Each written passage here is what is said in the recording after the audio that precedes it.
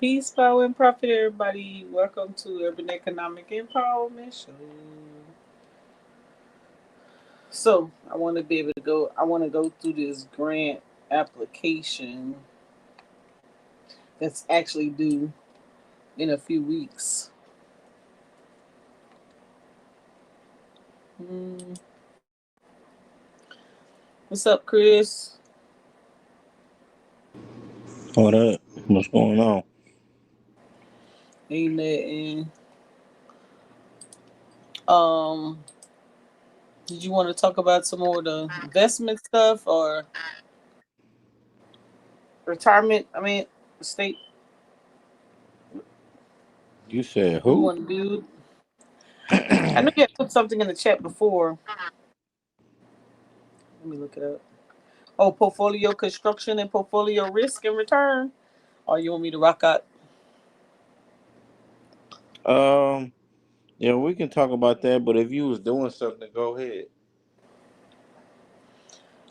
I was about to go through. Oh, it's not what I wanted to look at. It's the wrong thing. Okay, let me pull up my Can you hear me? Yeah, I can hear Okay. you. I'm gonna look at this grant application. Yeah, I don't wanna do what repeat what happened last Wednesday. Where I was just talking and then all of a sudden y'all couldn't hear me no more. I know you had gone away, and I was like, where did he go? Yeah. Yeah, I had did this. Oh my god, I sent the wrong thing. Oh Lord. Ugh. Something crazy happened today, boy. What? What happened? One of the biggest mega supporters, man, he got murked. He got murked, man. Oh, you talking about the That Charlie Kirk dude. Yeah, I heard his name before, but I'm not like familiar with his content or nothing. Yeah, he a Trump supporter, but yeah, they boy, he was out doing a protest or like protest rally, just speaking to people in Utah, and Yeah. man, they killed him, man. Wow. So old white man shot him. I think it was an old white dude. Man, shot I him right thought in the the neck. person they I thought the person they say they had in custody wasn't the person.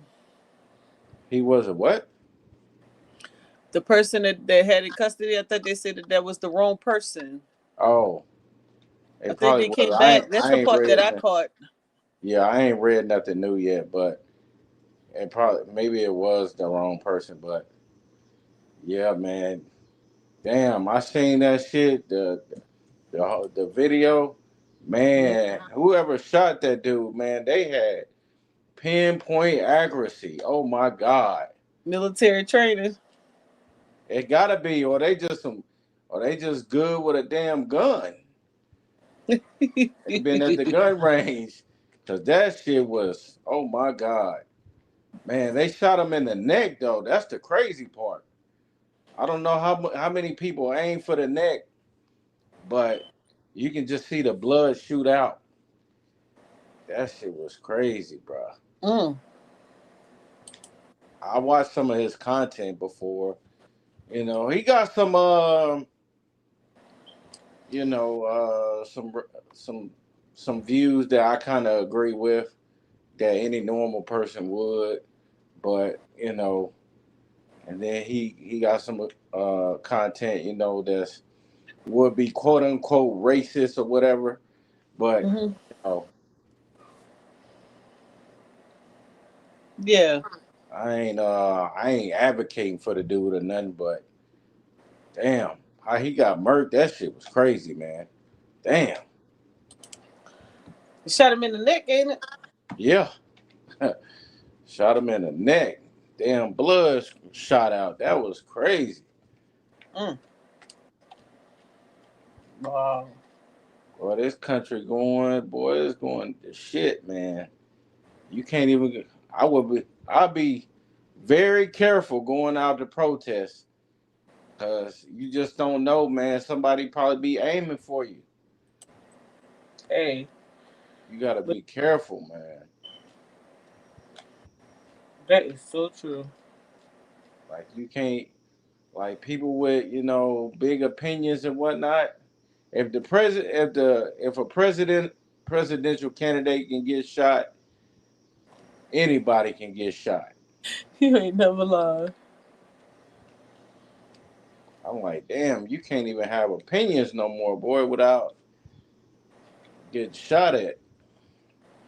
So they gonna probably try to take the First Amendment away, your First They, Amendment rights. they're not gonna do that. They like their guns too much. Yeah, well, That's why, and that's one of the reasons.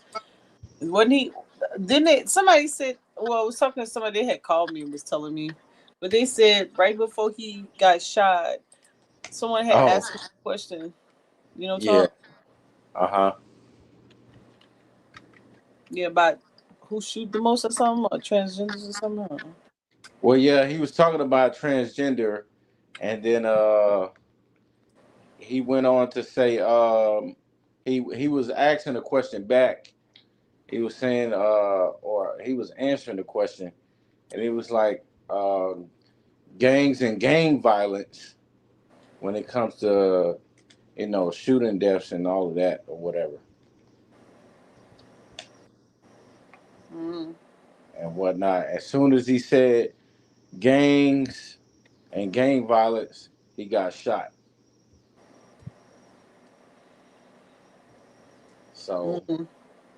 super black power niggas is just gonna be like, oh, that's what he get for talking about blacks. I'm just like, well, nigga ain't lying. Niggas do be shooting. It's gang violence. They do be killing niggas. I'm just like, why is everybody ignoring this reality just because a white person said it? Mm. Like, we say that shit all the time, and we the main people shooting and killing each other through gang violence.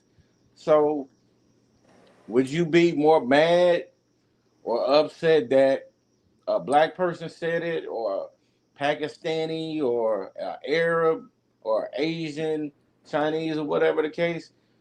Like, I can't stand niggas sometimes, bro. I just really can't.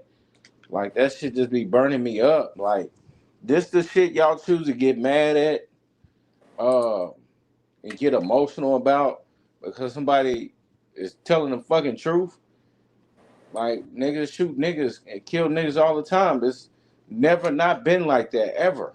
Like how you think we got over here? We got to America through fucking war. Through war. We were prisoners of war. Tribal stuff. Like why we keep ignoring these facts? And when it comes to this country, oh, it's got to be a racist agenda. When somebody white or that's another ethnic group says, "Oh, you got gangs and you know, gang shootings and killings and stuff like that." Like we all notice the truth. We all notice the reality, and I'm just like I'm But like, them too. Now, don't not just us. Them too. well, yeah, I'm not even. It's not even just black gangs. Yeah, it's It's every it's lottie Mexican dottie gangs, it's everybody. white gangs, Aryans, and goddamn the Ku Klux Klan. Yeah. And he just said gang. He just said gang violence. Now, a black person gonna assume, oh, you just talking about niggas. You just talking about black people. But Now you know he was just talking about black well, he probably was. I don't care really. I don't really give a damn. I don't get emotional about that shit. It's just stupid at this point. It's dumb. Like, how long do you keep getting emotional about shit that's realistic? I mean, I we think can that's name. But playing devil's, but playing the other side, Chris. But I think that's what we tell them. Who? Why are you so emotional about uh the things that you blurt out? Like it, I think the coin goes both ways. I think that because for them, their crime may be gang violence or black on black um or whatever they talk about, right? Yeah. And if I was speaking back to them, I would say, okay, and back the concern back to you is um nepotism, you like a lot of the stuff they just trying to do with redistricting just Right. so that you can power and authority. That's what I would say. Power and authority, like you want to have control over everything. You don't want to share or diversify the power, so to speak. That your perspective is, if I'm in charge, everything goes right. If anybody else participate, it goes wrong. Uh-huh. And so if we take it off of the the easy target to me is, oh, let's do case in point. Uh-huh. So we sending the smoke screen is we sending National Guards to cities where there's a lot of crime, but in actuality, they smoke screening for ICE for immigration. Now, I'm not advocating for immigration. I'm just saying Uh-huh. how it's working. Are we are we going in and we really creating a safe space, or are we just creating a smoke screen for a whole nother agenda? So I Right. think those things that I see that's not fair when they create their talking points. Okay, we agree with you. If we need street gangs off the street because they causing problems in our neighborhoods, then let's do that. But let's not smoke screen it and the gangs are still there 30 days later, and the only people we see getting detained are the immigrants. That's a Mm. soft target to me. Right. Like what happened in Right. Georgia. Did you see what happened in Georgia? With Georgia? No, what happened with Georgia? Okay, let me pull it up. So Georgia, and it's valid. I'm not saying that. I mean, if their visas and stuff are outdated, and then I mean it warrants itself. But one of the representatives in Georgia got the Honda plant raided. Georgia, Oh, I think I seen something about it. Yeah. yeah. Um, and they were South. I Yeah, think with they all them South. Koreans. Was it Yes, South Koreans? Koreans. Yes, Yeah. yes, and and Yeah. and the Georgia and the governor was like, "That's one of our best, like our economic. That's like the cash cow, so to speak." Right. Let's see. Let's do. I'm trying to get a good article. Associated Press, I guess, would be good. Attorney says detained Korean Hyundai workers had special skills for short-term jobs. And see, and the factory basically going to have to shut down because if they were the only workers, it says a lawyer for several workers detained at the Hyundai factory in Georgia says many of the South Koreans rounded up in the immigration raid are engineers and equipment installers brought in for highly specialized work of getting an electric battery plant online. Mm-hmm. Atlanta immigration attorney Charles Cook, who represented four of the detained South Korean nationals, told the Associated Press on Monday that many were doing work that is authorized under the B1 business visitor visa program. They had planned to be in the U.S. for just a couple of weeks and never longer than 75 days, he said. The vast majority of individuals were detained by U.S. immigration and custom enforcement that were South Koreans were either there as engineers or were involved in after sales service, and installations. Mm-hmm.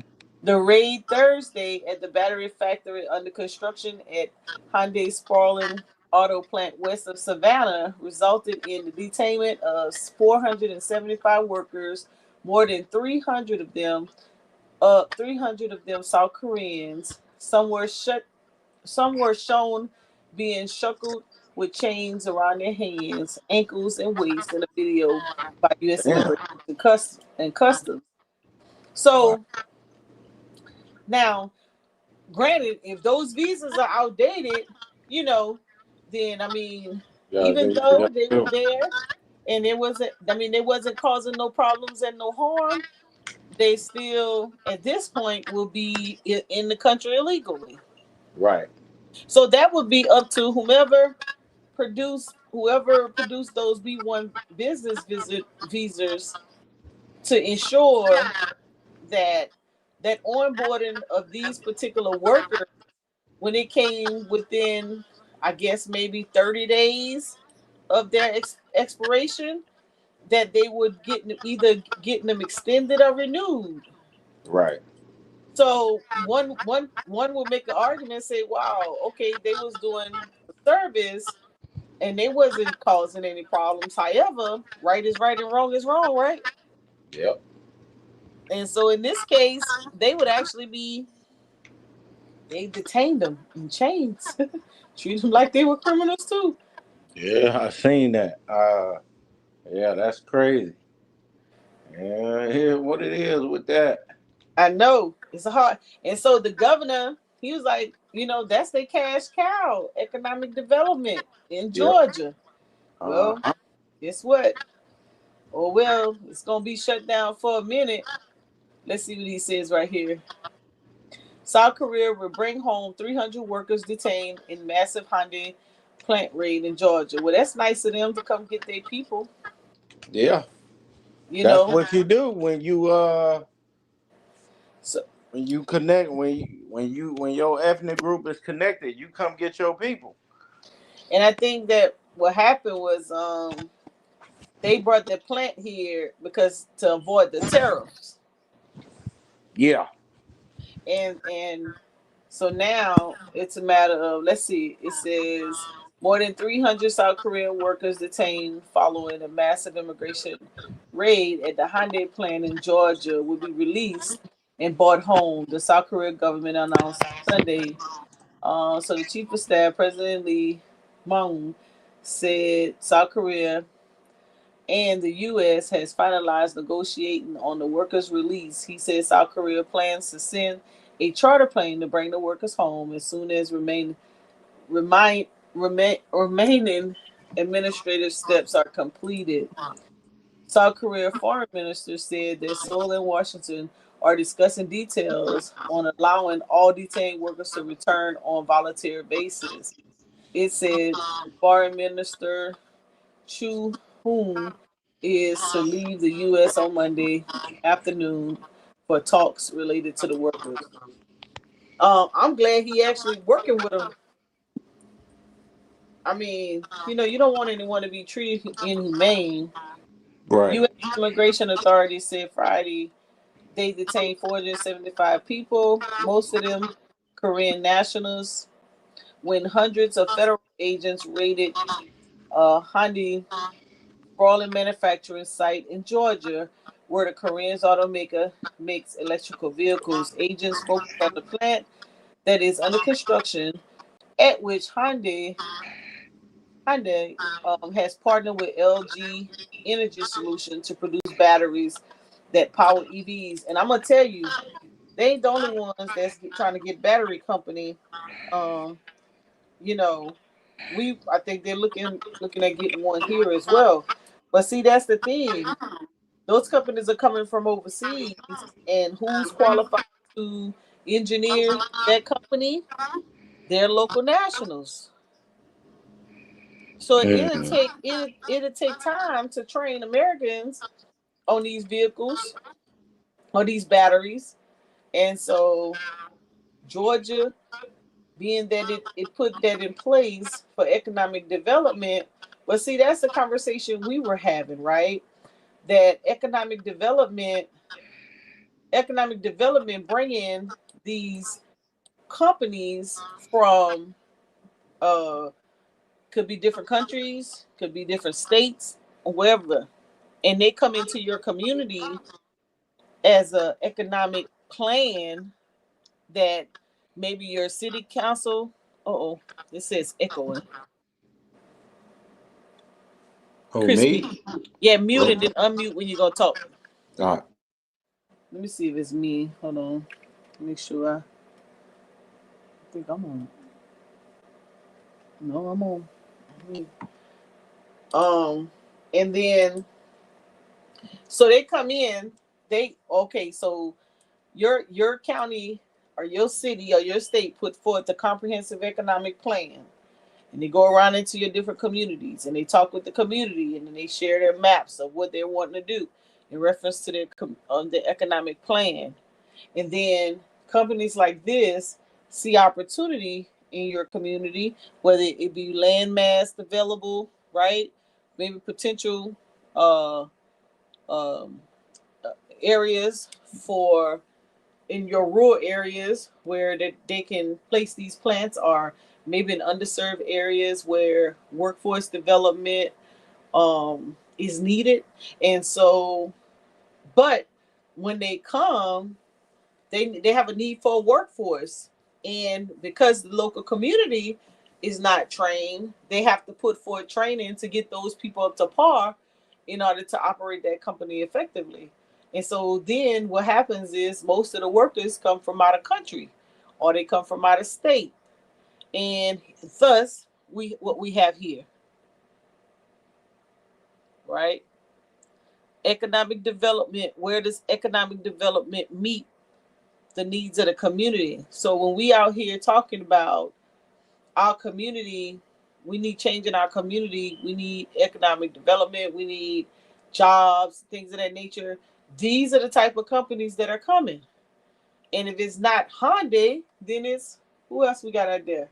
Louisiana about to get a meta plant, data data center.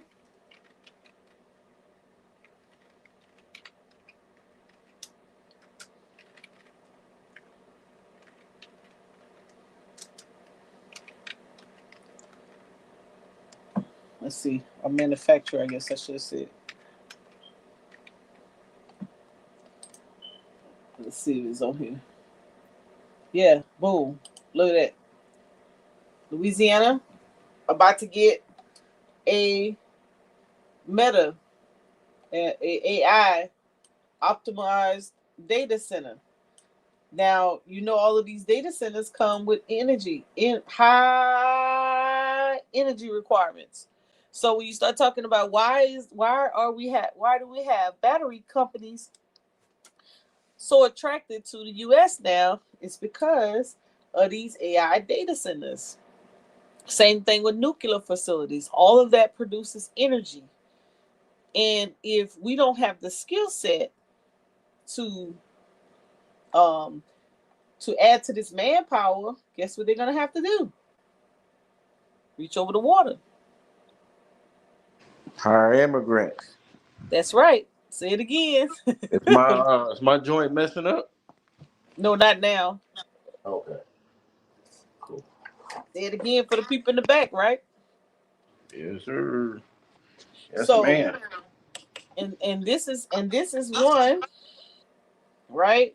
Now this one's new. I don't think they start breaking ground yet, but Uh they huh. loving this. And so I brought this up to someone. It was like, it's gonna bring more jobs. I said, yeah, but how long is it gonna take you to get the job? Project is expected to result in 500 or more direct new jobs, more than 1,000 indirect jobs, and 5,000 construction workers at peak. Expansive technology campus will occupy 4 million square feet on a 2,250 acres former Franklin Farm mega site. What it used to be? Mm, Agriculture land. mm. Agriculture. And What we was the need grant? all the agriculture. What was the grant I just brought up? Hold on. Let's make it make sense. Yep.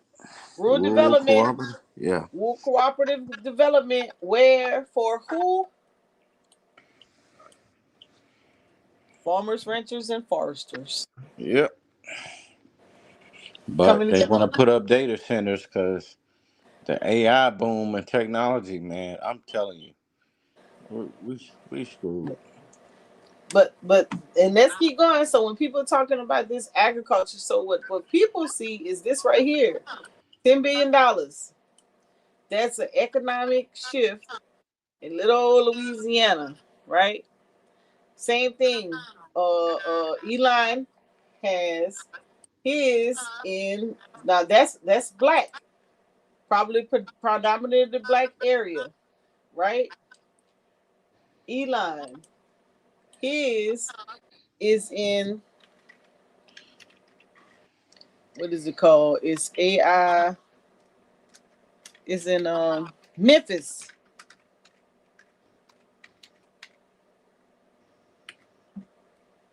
Look at his. His is XAI. Let's see if I can get a picture of it. Look at this. Now his is toxic. Now you ain't seen that for Meta yet because they haven't started building. But wait till they start building. You see this toxic emission. It's an AI supercomputer, an AI center. Let's see if we can get Yeah. some pictures. Mm-hmm. It's gonna be the same way. But see, on the front end, the only thing the folks see. Let's see if I can get some good pictures. The only thing the folks see is look at it. This is Elon's X AI. Look at their compound. But your states and this is why this is one of the reasons the Fed's pushing everything back to the states as well. Let them make this decision if they get out of the hands of Congress or whatever, is because the Mm-hmm. states know they need money, Right. right? And in order to drive money or whatnot, they know if they create these big, large data centers or bringing these battery companies, what does it do? It bring in dollars. But it also bring what? Let me go back to the one that says it. Pollution. Yeah. Toxins. Of course. And so we run around where we run around here shooting each other because your brain cells your air and water pollution in your area from these companies. Public What? where public health meets environmental issues. You said that's why people going around shooting That's each why other? they crazy. Man, we've been doing that shit forever, man. Right. And we've been contaminating water and land and soil with these crazy nuclear facilities and toxins and everywhere. Let's do some data on that. Oh, Where there are nuclear facilities, data centers. Well, we already know with Cancer Alley down in Louisiana. We yeah. already know we working with over there. But public health, let's see. Let's look up. Let's go. Let's use some chat. Let's see. Um, yeah, real time data on current public health and environmental.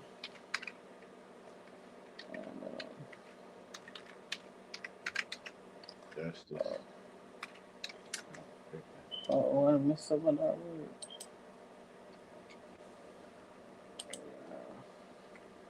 Oh shit. Environmental.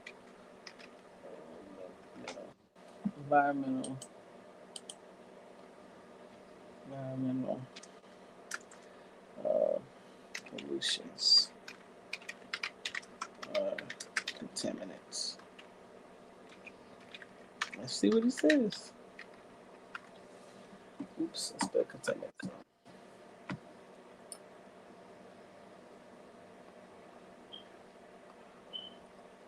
Or I should have said side by side data so we can see what it looks like. Mm-hmm.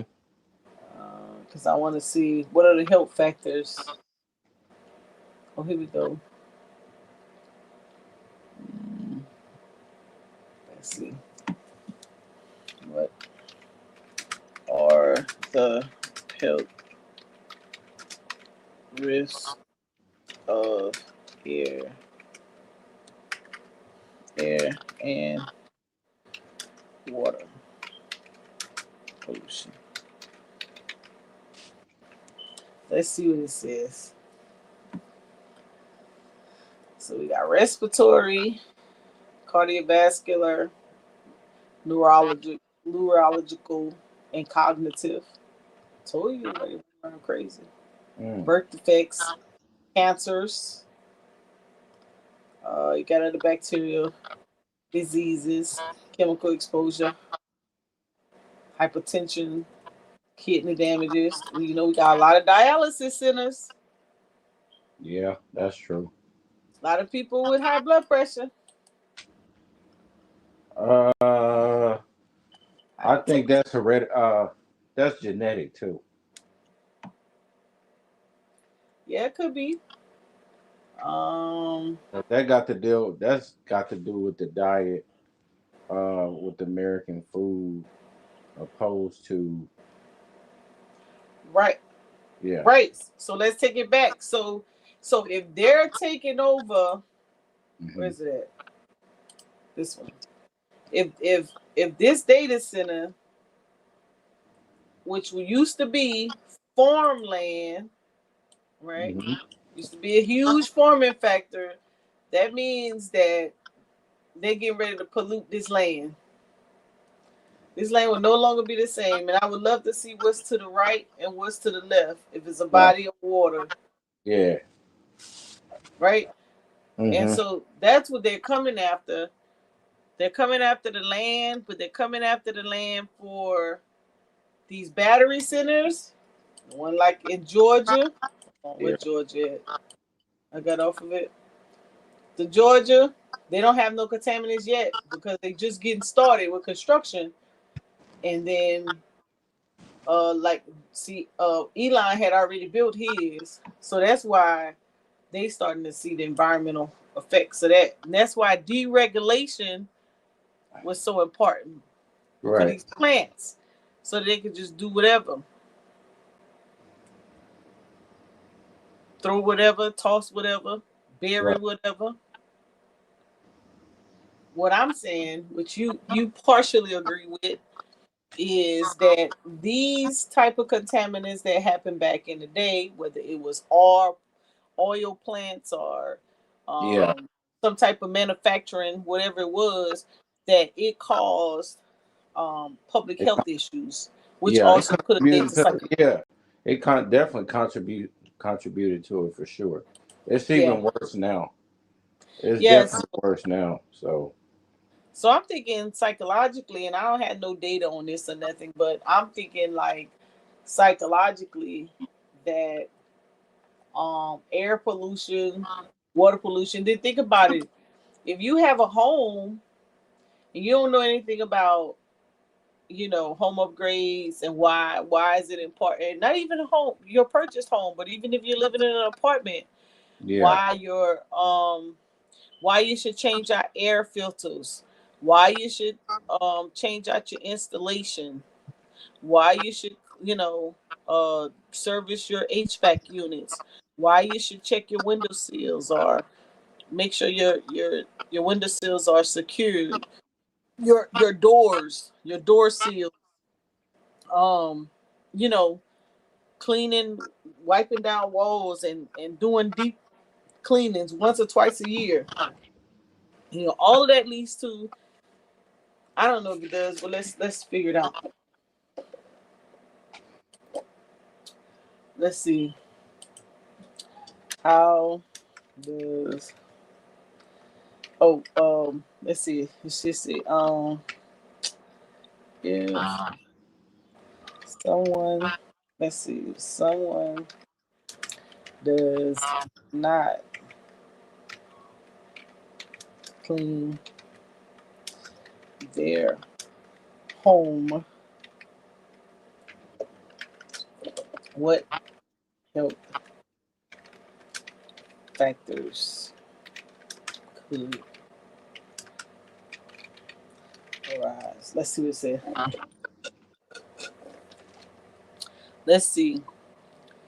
What's up, Chris? You want to get on the panel? I know you want to talk your talk. All right. So dust and mold, respiratory problems. So you have all this stuff. How many people you know deal with this? Oh, I took out asthma. Oh, it's passed out. Well, when the last time you clean out your vents? When the last time you dust your house down? And you used to get upset when your grandma used to make you come in on Saturdays and help her dust. Well, Mm. this is why, right? Chronic sinus infections. When the last time uh you had something wet? Maybe you know how the kids take a bath. You know when kids take a bath, they splash stuff all on the floor. Yeah. When last time you had your house tested for mold damages? Yeah. Or baseboard? When last time you cleaned your baseboards in your kitchen and in the bathrooms? Right? Skin irritation, same thing. Mold and dust exposure. Dust exposure probably getting a whole bunch of people for asthma. I mean, yeah, eczema, right? Pest infection. How many people got pets? We ain't even talking about the rodents. Some people just got those dogs and cats and may have fleas, you know. Mm. Or may have, let me tell you, I went to go repair a toilet. Well, was actually repairing the floors downstairs in my bathroom, and I'm on top of a slab.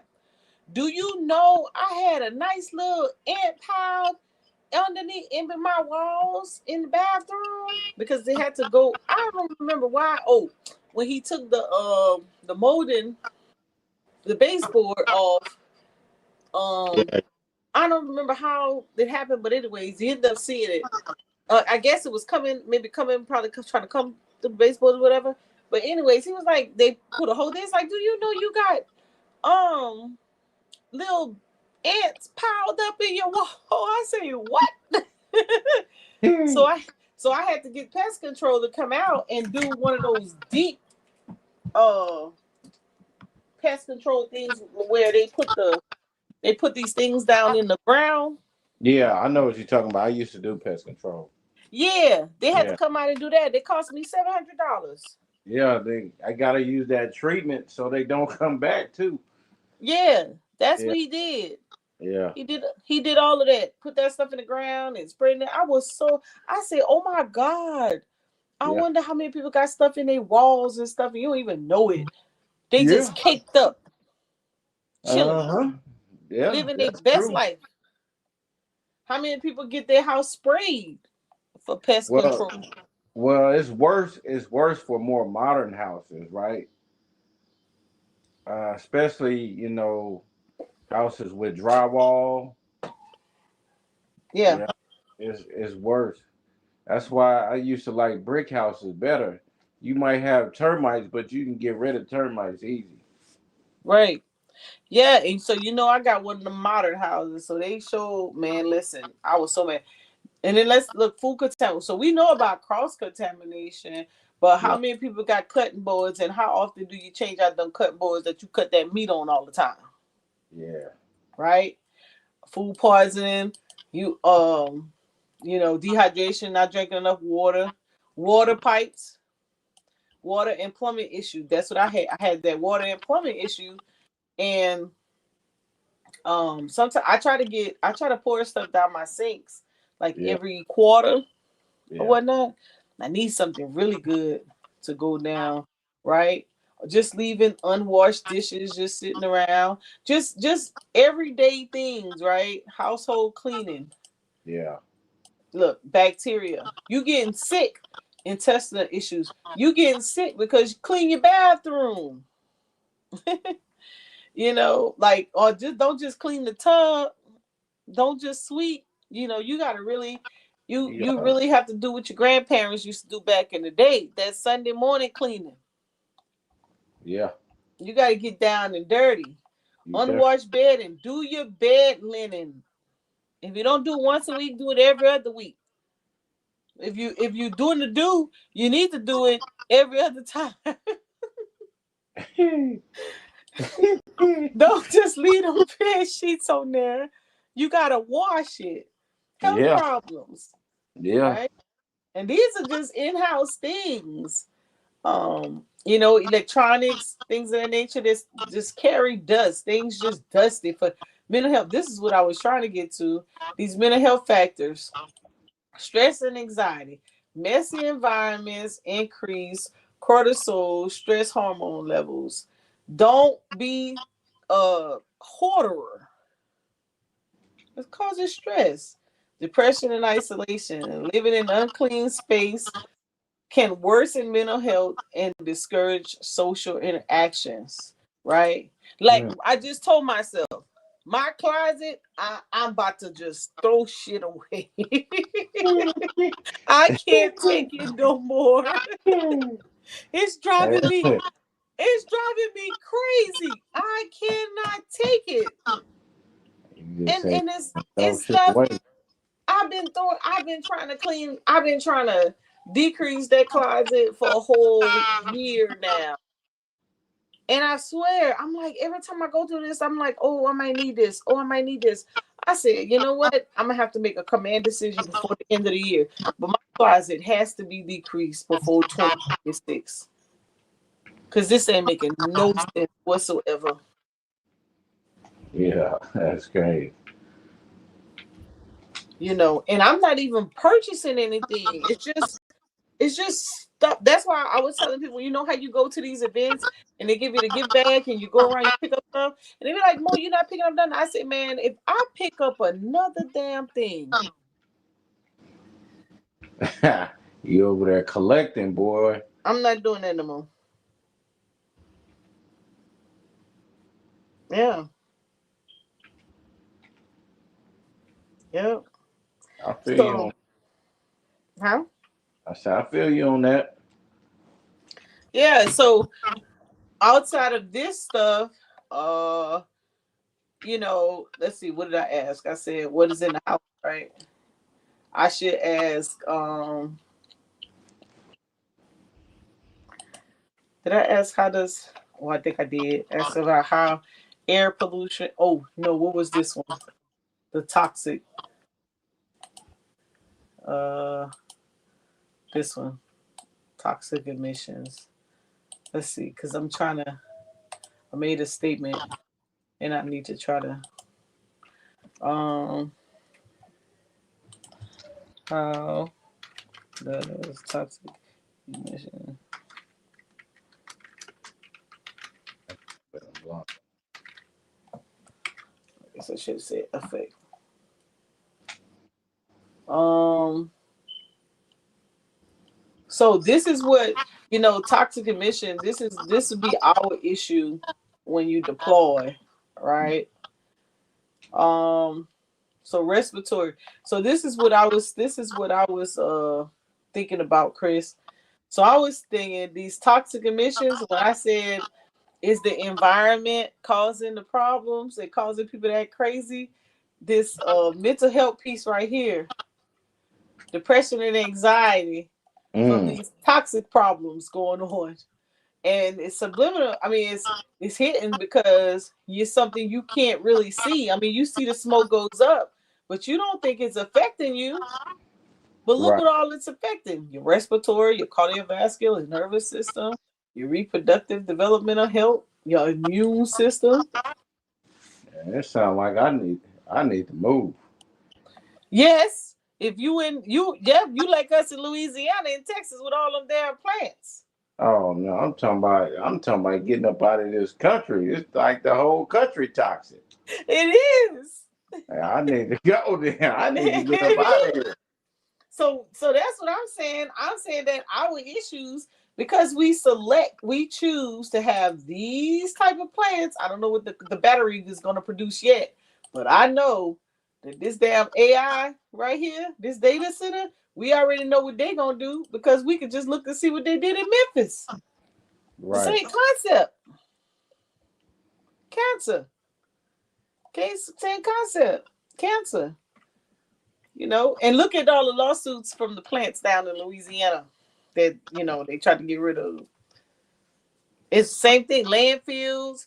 So if you think about your community where you live at, just find out what's going on around you. Right. And find out, so what to me what has to happen is that you have to have uh you have to have things in place for these toxics. Oh, where's it at? Where had it at?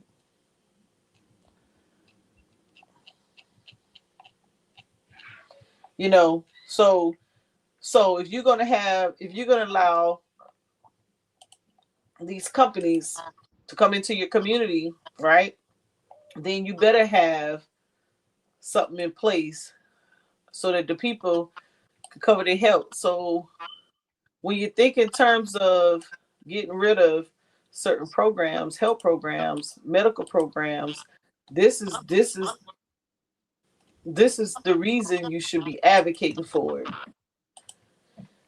Now the problem is though, is that you can't put your hand on it, right? I can't tell you. So that's why in when we go overseas for deployments and they say we have presumptive, it's something you can't put your hands on. You don't know when it happened because we've been exposed to these environmental issues over there, and a lot of the medical issues they're attributed to um, cancers, right? Right. But people have a hard time with the mental health piece of it because you can't put your hand on this right here. And when did it cause that? So you have to be real articulate. You know what I'm saying? Yeah. And that's the hard part. So for the veterans, you could say, because think about it, vet a vet a vet is in a worse situation. A vet gets medical support based on that environment. But if you grew up in a neighborhood where there's constant violence, right? You don't get no compensation. Nope. You don't get to claim PTSD. Mm. But it's there. So the only thing you could do is provide support and services because you know it actually exists. And then um your support would be is similar in nature to someone going to war Is it? or being in a hostile environment. Let me say that. Mm-hmm. In an isolated place and you have nowhere to go. Right. That's what I was. Well, I said all of that to get to that point. To say, that's what I meant by saying it's environmental, that it's mental, that they are acting out of control based on their environment. But you can't put your hands on it. That's not something you can put your hands on. But light and noise. But light. Let's look at light and noise, light and noise pollution. Light and noise. Uh-huh. Look, look. You think it's a joke. Look. Light pollution, excessive misdirection or artificial outdoor light at night. Street lights, billboards, building lights that disrupt natural light. Health impacts, sleep disruption, mental health, metabolic issues, cancer risk, eye strains. You wouldn't think so, huh? Right. You think about light pollution, you'd be like, what? Noise pollution, places where it's always loud, traffic, planes, trains, industrial machines, loud neighbors. hearing loss, sleep disruption, cardiovascular strain, mental health, child development. Yeah. Oh, I didn't even think about that. Kids exposed to constant noise near airports, highways may have delayed language and learning difficulties. Wow. My little cousin had this. They live near the Atlanta airport. Yeah, we I can't. would have never thought. A lot of this stuff we can't do nothing about, man. I know. Yeah, that's tough. I know. So the only thing you can do is think about supporting services because you know it exists because you know those factors are around. Yeah, And so your supporting services would be centered around that. And you would, the person who's going through that wouldn't contribute it to that because that's just not something you would actually think about. true. Unless something actually happens to you directly. You wouldn't think that you living near a train station gonna cause you to have some type of mental issue, depression. Uh huh. You wouldn't. You may think you may contribute to hearing issues, but you would 9 out of 10 you would not contribute that noise to anxiety, irritability, depression, reduced cognitive performance. Right.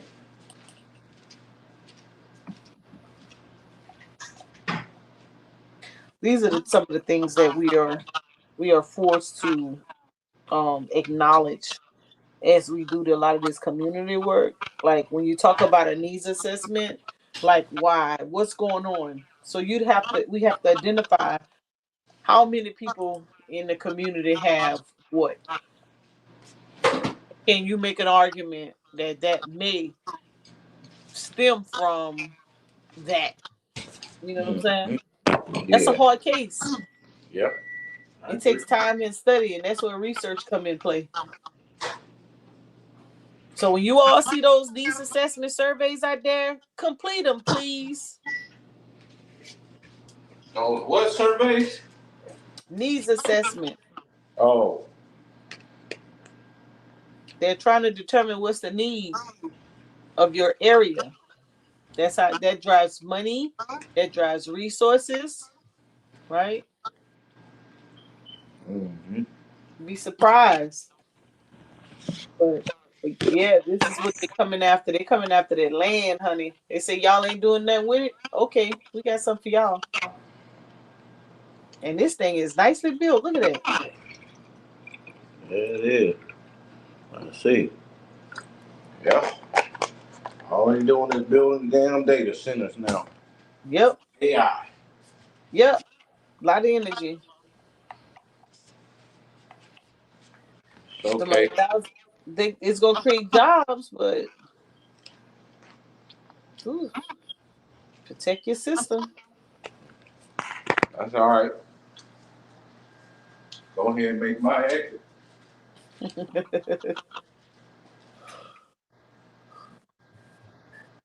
Yep.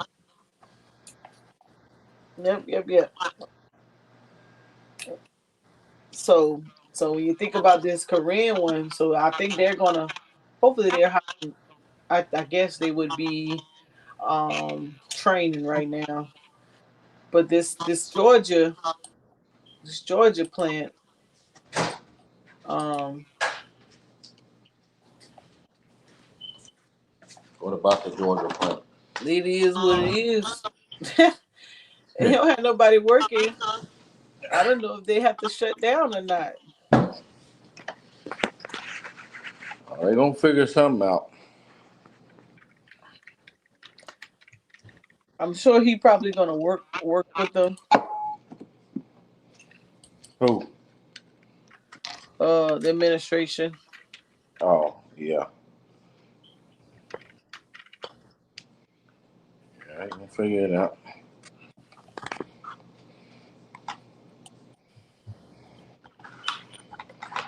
Look at them. Meta plant. America. HMGA. Yeah. The damn tech company need a plant. Crazy. Yep. Only engineers. Look at that. Yeah. Become a pro. I'll tell you one thing.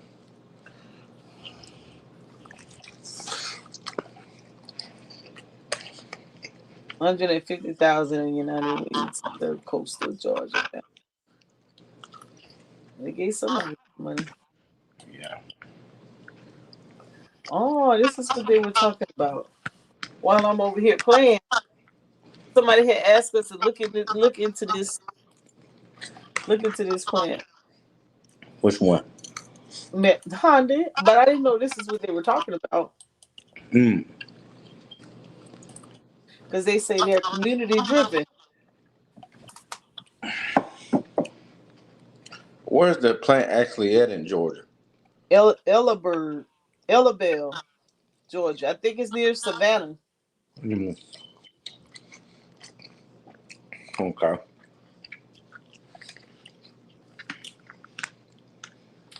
Near Savannah.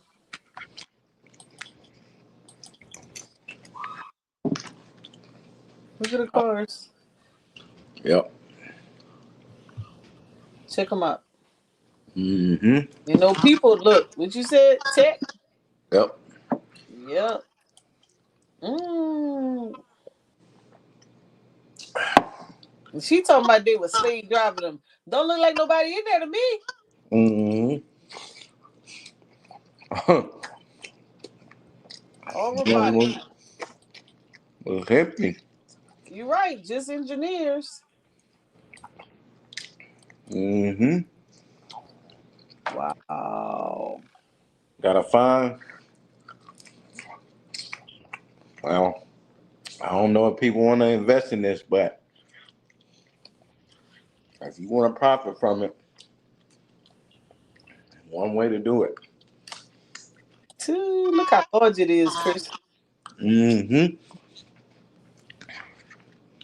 That's crazy. Damn. And they rated this place all engineers. That's crazy. Yeah. That means they were getting stupid paid. Mm-hmm.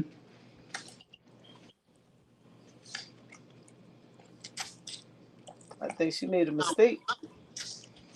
I know Thunder probably knows something about it. Thunder and Kyle. Mm-hmm.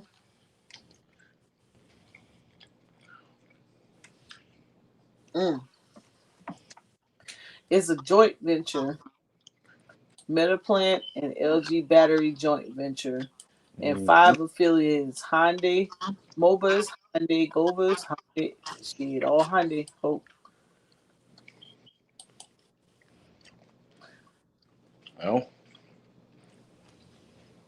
if you invest it, you're gonna make some money. 19 suppliers. Mm. It says the Meta plant is one of the most technologically advanced manufacturing facilities in the world. There are more than 850 robots and almost 300 automated guided vehicles working alongside our employees, whom we call Meta Pros. Mm. Robots do most of the heavy lifting by Meta Pros, while HVAs, which is automated guided vehicles, deliver the bulk of the parts through assembly process. That's what Mm. they're getting ready to do over here with Scott Motors. Yep. Same thing. Let's see if we can find.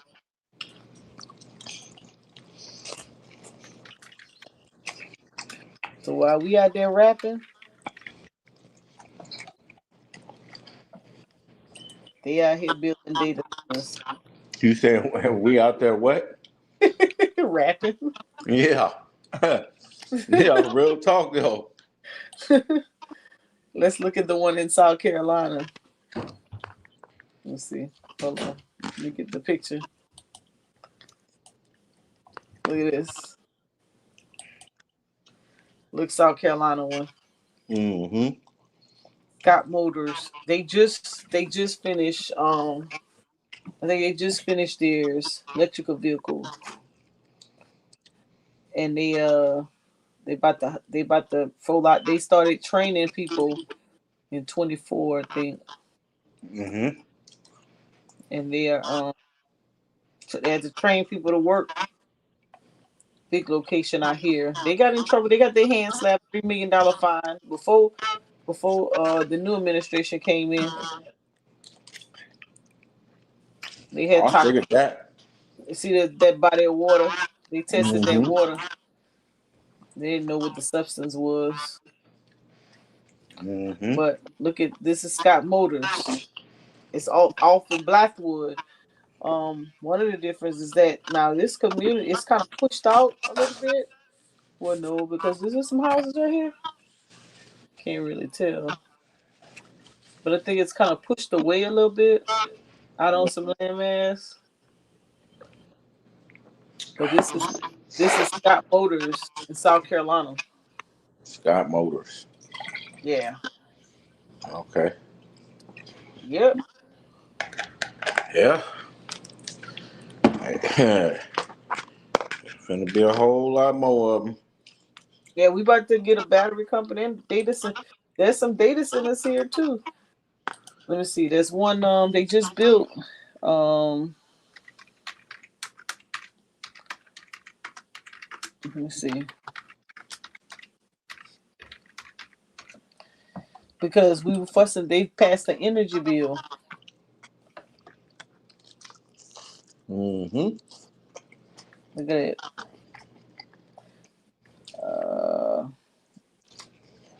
Let me see if I could get it. We got 28. Damn, I didn't even know we had that many 28 what? data centers in South Carolina. I can believe it. Look on the map. One in Columbia, one in Charleston, one in Myrtle Beach, one in Aiken, Spartanburg, Rock Hill, Greenville, and Seneca. Notice the places they putting them. Yeah. Oh, hold on.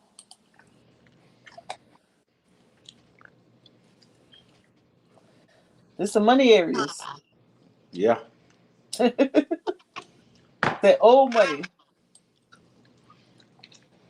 That old money. Let me And see. where old money be? Ducked off somewhere. Yep. Every time. But these are in this is a city. Spartanburg, Greenville, Charleston, Myrtle Beach. That's let me see if I could get some pictures.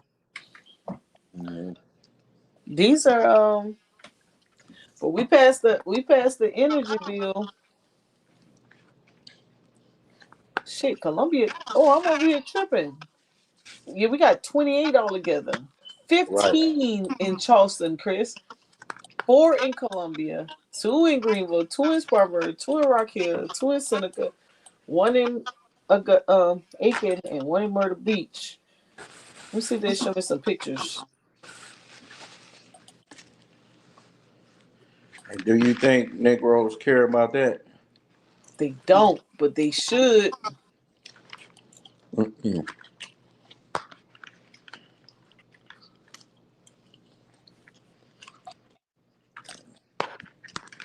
They should.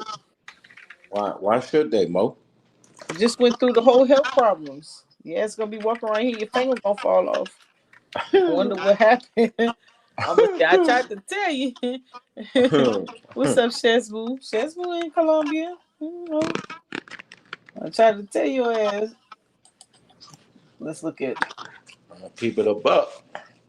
look at this data center right here. Oh, this is Ohio. Look, how it lights up. This Google.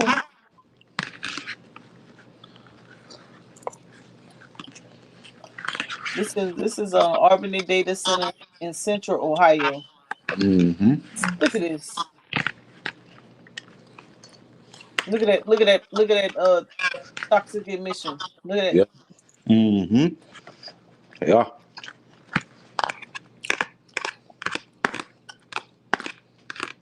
Talking about why should you care? Your ass better care. Mm-hmm. Black power, sister. What about the white man? Dark point. This is a small one. See, you worried about the wrong game, sister. You're not worried about the white man. White man. Yeah. Hmm. Yeah. You No, no, know no. he the reason for your plight, right? What? Shit. I'm over here trying to figure out which one of these is in Charleston.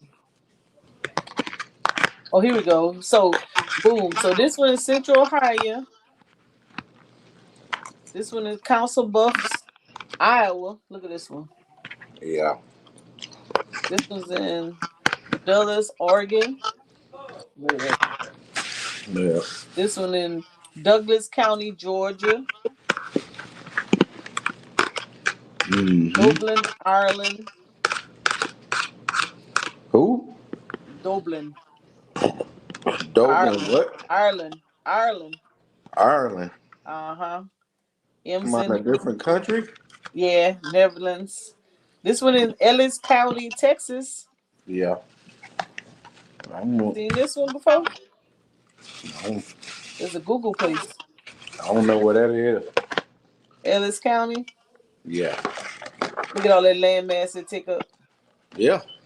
We got plenty of land here in Texas, so Yep. Finland.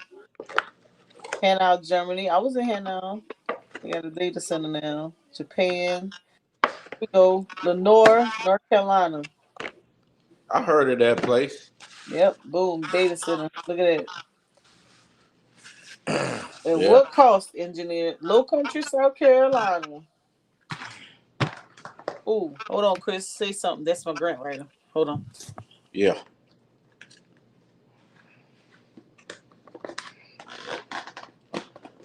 Mm. Mo got a point.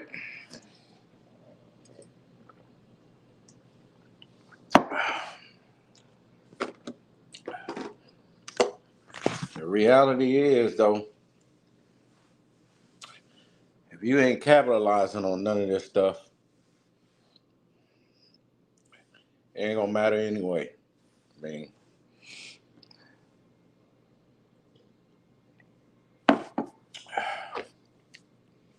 all these companies they own by somebody, and if you ain't at least a shareholder, whether you agree with what they doing or not, wait, because some people be like, "Oh, I'm not finna partake in that.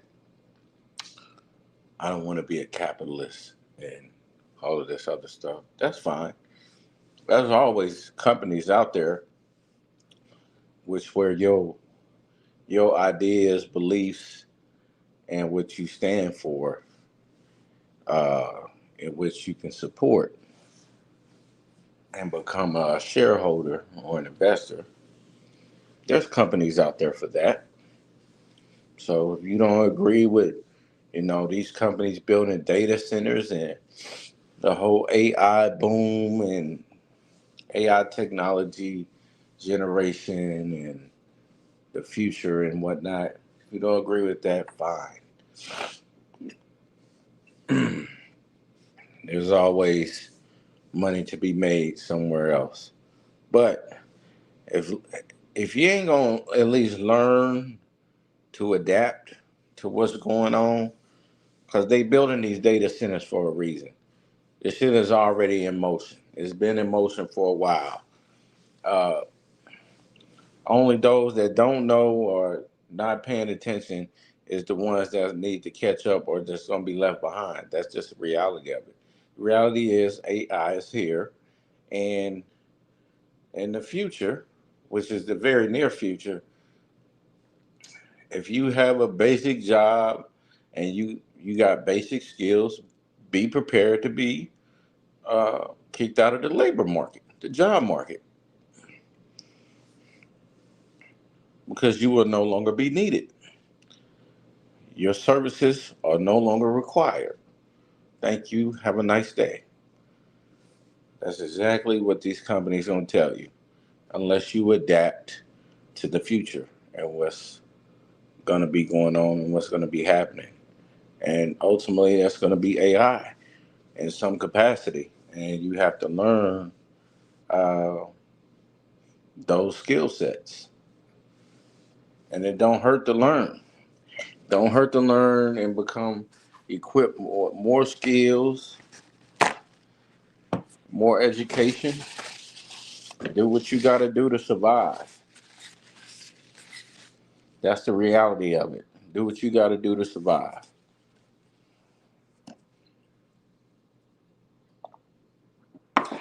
Uh, you know, most of the people that that criticize everything in the first place ain't got a retirement plan, ain't got a retirement account, ain't got life insurance, and ain't got no investments. You got a bunch of people got a thousand different books talking about history and science and all of that. All of that's great. All of that's great. Personal hobby, you know, knowing who you are is important. Knowing your history, your culture, and where you come from. All of that is important. But we don't live in that world anymore. That world don't exist anymore. The world we live in now is the system that we live in now is a cronyism system. Uh, it's no longer capitalism, it's cronyism. Uh, this is a big game that that's being played in the current state of the world. And the people that's getting played are the people that don't understand the game that they're in. And it's not just black people, it's everybody. Every ethnic group across this damn planet um, that don't understand the game is getting played. You're a pawn. Now, if you want to be a pawn, great. You want to you content with being a pawn, great. I'm not partial. There's no respect of persons in that regard. But you still got to recognize and understand the system that you're in at the end of the day. And if you want to go to work, come home, and that's your thing, that's fine, man. I salute you on that. But if you trying to, maneuver in this matrix, so to speak, and trying to, be the best version of yourself and try to actually compete, because whether you like it or not, it's competition out here. Always will be.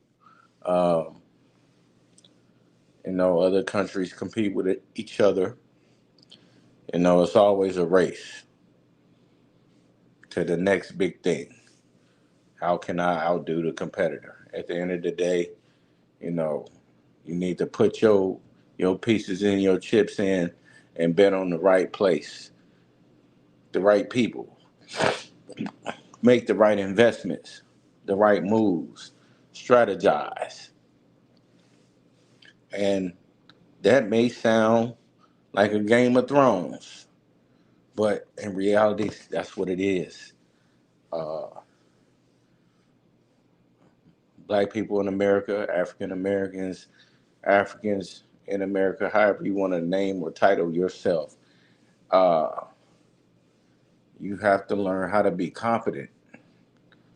Um, Fuck the complaining and what we don't have, what we need, what a certain ethnic group is doing. If that's the case, if you really feel that bad about the state of the country that you're in, you can always go back home to Africa. I guarantee, like Charles Barkley say, you gonna bring your ass right back over here because You silly. You silly. cause Yeah, it's right back over here. yeah, cause these niggas be in fucking la la land. They be in a delusional utopian world where that shit don't exist. If you ain't got no money, you can't go to Africa. You can't You afford to talk be there. about that. Hey, Yeah, somebody just said that. Somebody just posted that talking about what they don't tell you. yeah. You can't afford to be there. If you ain't got no real skill set and you ain't got no money coming in, you cannot afford to be in Africa. I don't give a damn what you talking about. Well, yeah, the dollar is good over there in certain countries. Yeah, you can't go to somewhere not, like Nigeria and think you finna level up and you ain't even you poor over here. And you think you're gonna take that to a civilized country in Africa and thrive, and you have no skills and you don't invest anything, you have no assets. This this is what I'm talking about. You got 40-year-old 40 30, 40, 50-year-old dudes on social media, talking about all this black power shit, and they ain't even got a retirement plan, ain't got a Ooh, retirement account, ain't got ooh, life insurance. ooh, So this is actually insane. Oh, ooh. well, I don't want to be a part of the white man system, and none of that stuff. Nigga, are you crazy? Don't you recognize if you're gonna live here in this country or anywhere, you're gonna need a fucking retirement plan. You're gonna need money. Cause I hope you don't think Social Security or your job that you got finna bail you out. Cause shit is getting more expensive until the crash happens. And then still, how you gonna be able to afford to live when you're 65? See, I'm a realist. I have the real conversations. We can talk all this utopian bullshit all day and the fantasy, and we can get historical. I ain't dealing with none of that. I'm dealing with reality today and where we're going into the future. That's what I'm dealing with. We can talk about history all day. That's great. Like I said, that's a good hobby to have. You're supposed to know who you are, where you come from. That's basic. But you are living today in 2025 in the United States of America. And if you don't at least have a million and a half or 2 million in retirement to live off on, depending on your circumstances and how you live your lifestyle, bro, you ain't got time to be on the internet and you know talking about this and talking about that. And I know niggas with thousands of books. I know plenty of people that got thousands of books on history, but you don't have a retirement account. You don't have any investments. You don't own anything. Like that's actually insane. That's insanity. You're crazy as hell. You don't live in reality. Like I said, we spend more time on hobbies, materialistic things, uh, trivial things, like my brother African Emporium says. Now, like I said, we always get into the history. It's good to have that, but that shit don't add up when it comes to your real life. Your real life. At the end of the day, when you put the books down, when you get off of YouTube and all these other social media sites, the reality is your retirement account says zero. You don't have one. Uh, you don't have life insurance. You have no investments. All you have is your job and your books. I'm telling you, at the end of the day, that's not going to pay your bills when you're 60 plus, or take care of your finances, or if you got children and your family in the future. Those are things that you should be having conversations about and focusing on.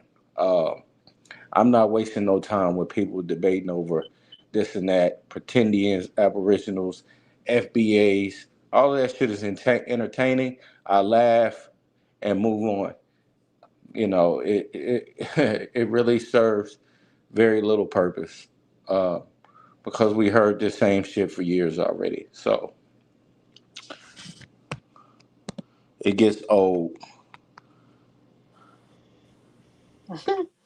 So, you know, what matters is, you know, retirement planning, financial planning. Cause I mean, a lot of people, a lot of us brothers and sisters, we got kids, we got ones we got to look after. You know, we got parents, grandparents. You know, and yeah. So, No matter how many times no matter how many times you tell people put their plans in place, yep. they still don't. And then you know what? It don't even really matter to me when people don't put their plans in place. You know what matters to me is What? when people know that those people didn't put their plan in place, and they want you to be the bigger person and still help them. Huh? That's some crazy shit, boy.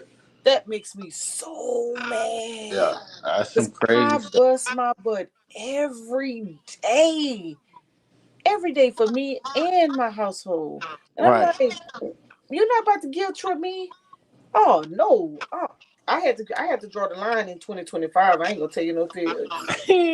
I had Yeah. to draw the line. I couldn't take it no more. I Yeah. just couldn't. I couldn't take it Gotta, no more. gotta stand on business. No.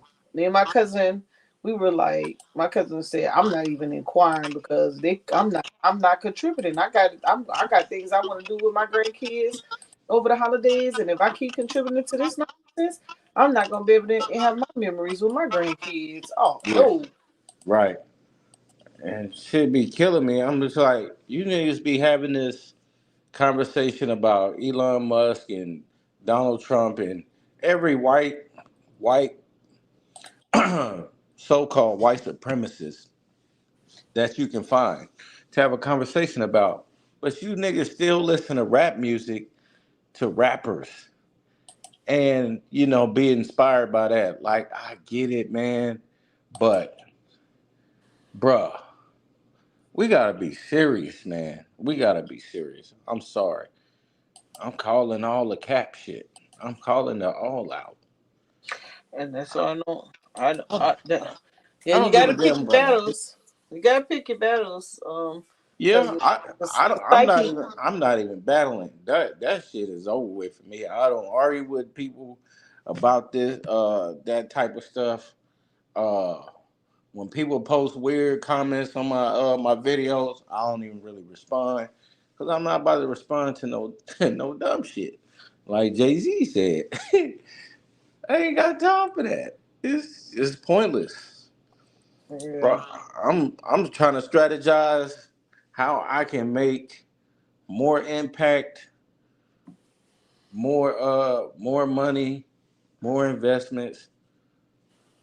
That's the type of stuff that I want to debate and talk about. Like hearing dudes, financial influencers, you know, talking about, stocks and investments and, you know, getting these people to believe that they really making all this money, but in reality they ain't really making money like that. Because like I said before, it's a thing called a return inflation adjusted inflation return. So you think you making 30% on an Nvidia investment when in actuality you're not accounting for inflation with that investment. So we get to this is why I say when we start mixing shit with entertainment and start bringing celebrities into shit, that's when you got to get out. You got to run because it never ends or goes well when this stuff happens. I don't care what era or area it's in. I'm not going down that path. I'm gonna stick to the fundamentals, and I'm not finna be diving. Like, I appreciate that black people are becoming investors and shareholders. It's not like we never been that. I think we always been that, like it or love it. But Yep. now that there's a bigger media platform platforms that we have now in this new era, it's being broadcasted, which is great. But at the end of the day, um, we really got to tighten up on our mechanics and our fundamentals. So I'm not with the glitz and glamour when it comes to this shit. I'm with the technical, the fundamentals, going by the book, sticking to the rules, to the plan, and I do that in a charismatic way. That's the way it should be done. I'm not selling no courses. I don't care about you paying me money you are unless you are my client. That's a different story. Uh, I'm not into that. And niggas beefing over investments and platforms like it's rat beef, weird shit. I'm not into that. That's why I say when it comes to this, deal with somebody that's professional, some people that's got some actual skin in the game. Don't take, people's P&Ls, profit and loss statements and snapshots and be like, hey man, hey, can you teach me or how can I sign up for your course or class? No, just go hire a professional, bro. Just go hire a professional. Cause it's a lot that can get mistranslated and a lot of information that you miss dealing with people that are influencers and not actually professionals. Like these dudes don't have degrees or licenses to be doing this stuff.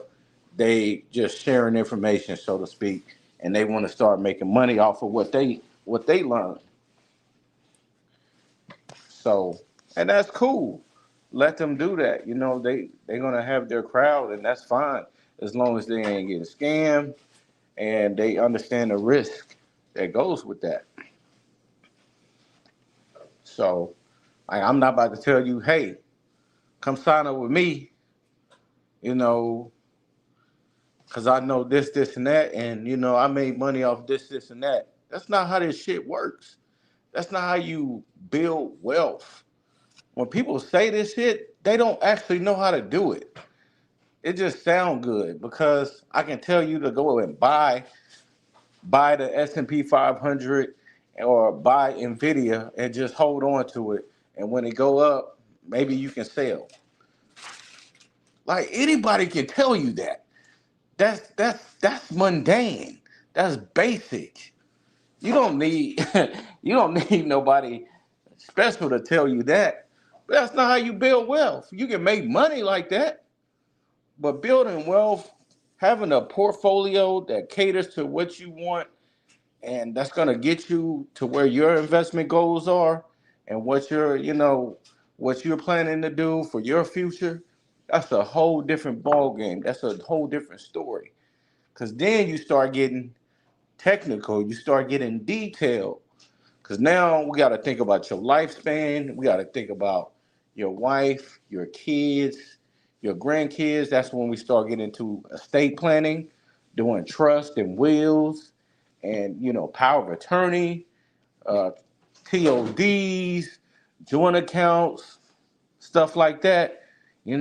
That stuff all goes into this. Not just buy the S&P 500 and hold it. Because I can show you data and statistics historically where the S&P 500 was either flat or negative for people who buy and hold for like 10 years. There's data for that. But you would know this with somebody who's just telling you, hey, sign up for my course, or I can just teach you how to make money. Mo, can you still hear me? Ah,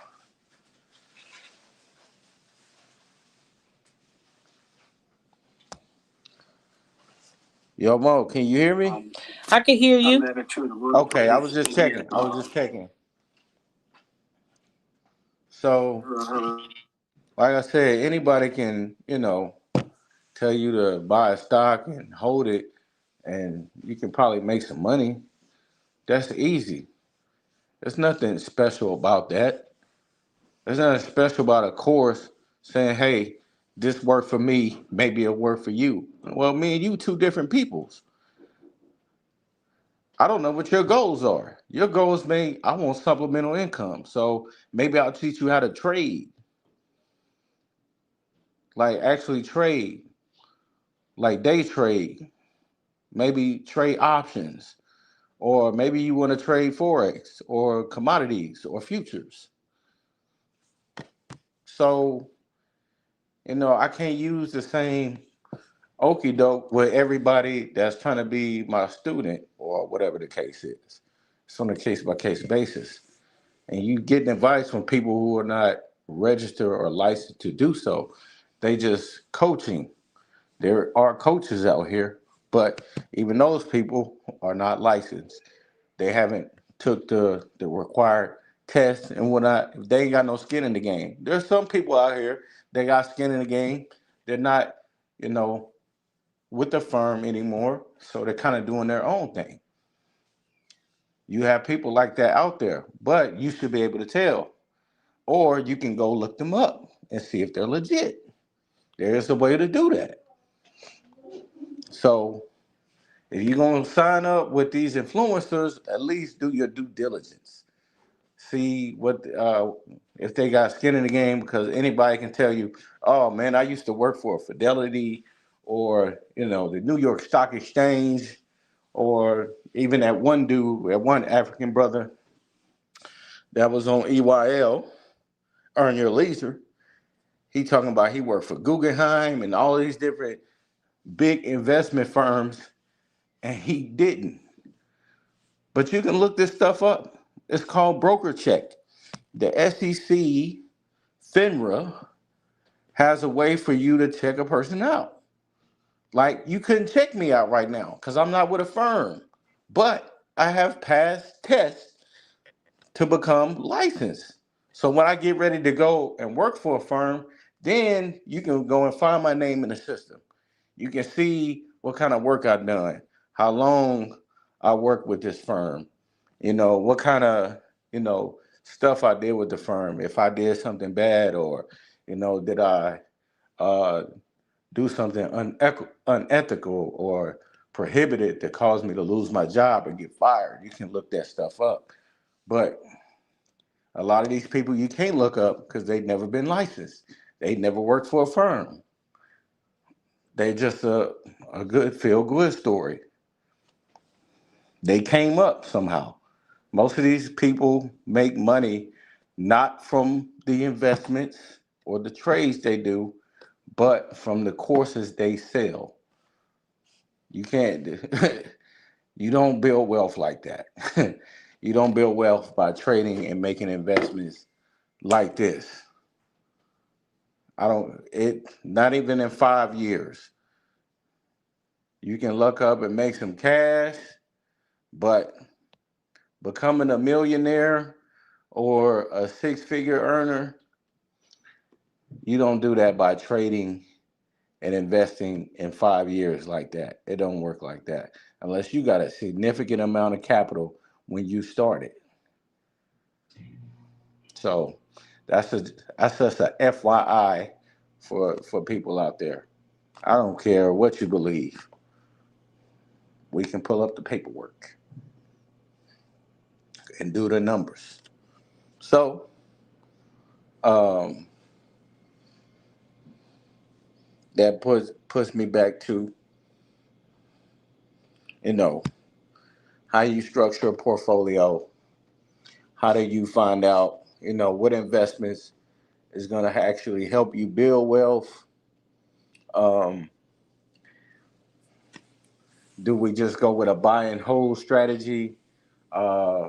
Just buy stock and hold it for 50 years and pray it go up, or do we have to strategize through different business cycles and move a little money here, move a little money there, when certain things happen when it comes to economic activity, um, and see what the landscape has for us to make those decisions.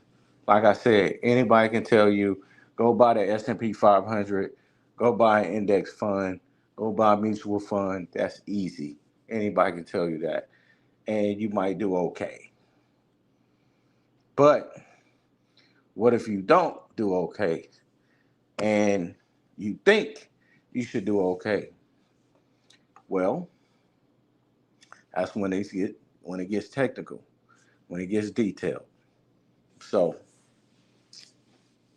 and then, it gets deeper. Okay, so if I'm making 15% on the S&P 500 this year, but the rate of inflation is 30%. Well, you ain't making 15%. You actually losing money. So let's be realistic. Mo, you still there?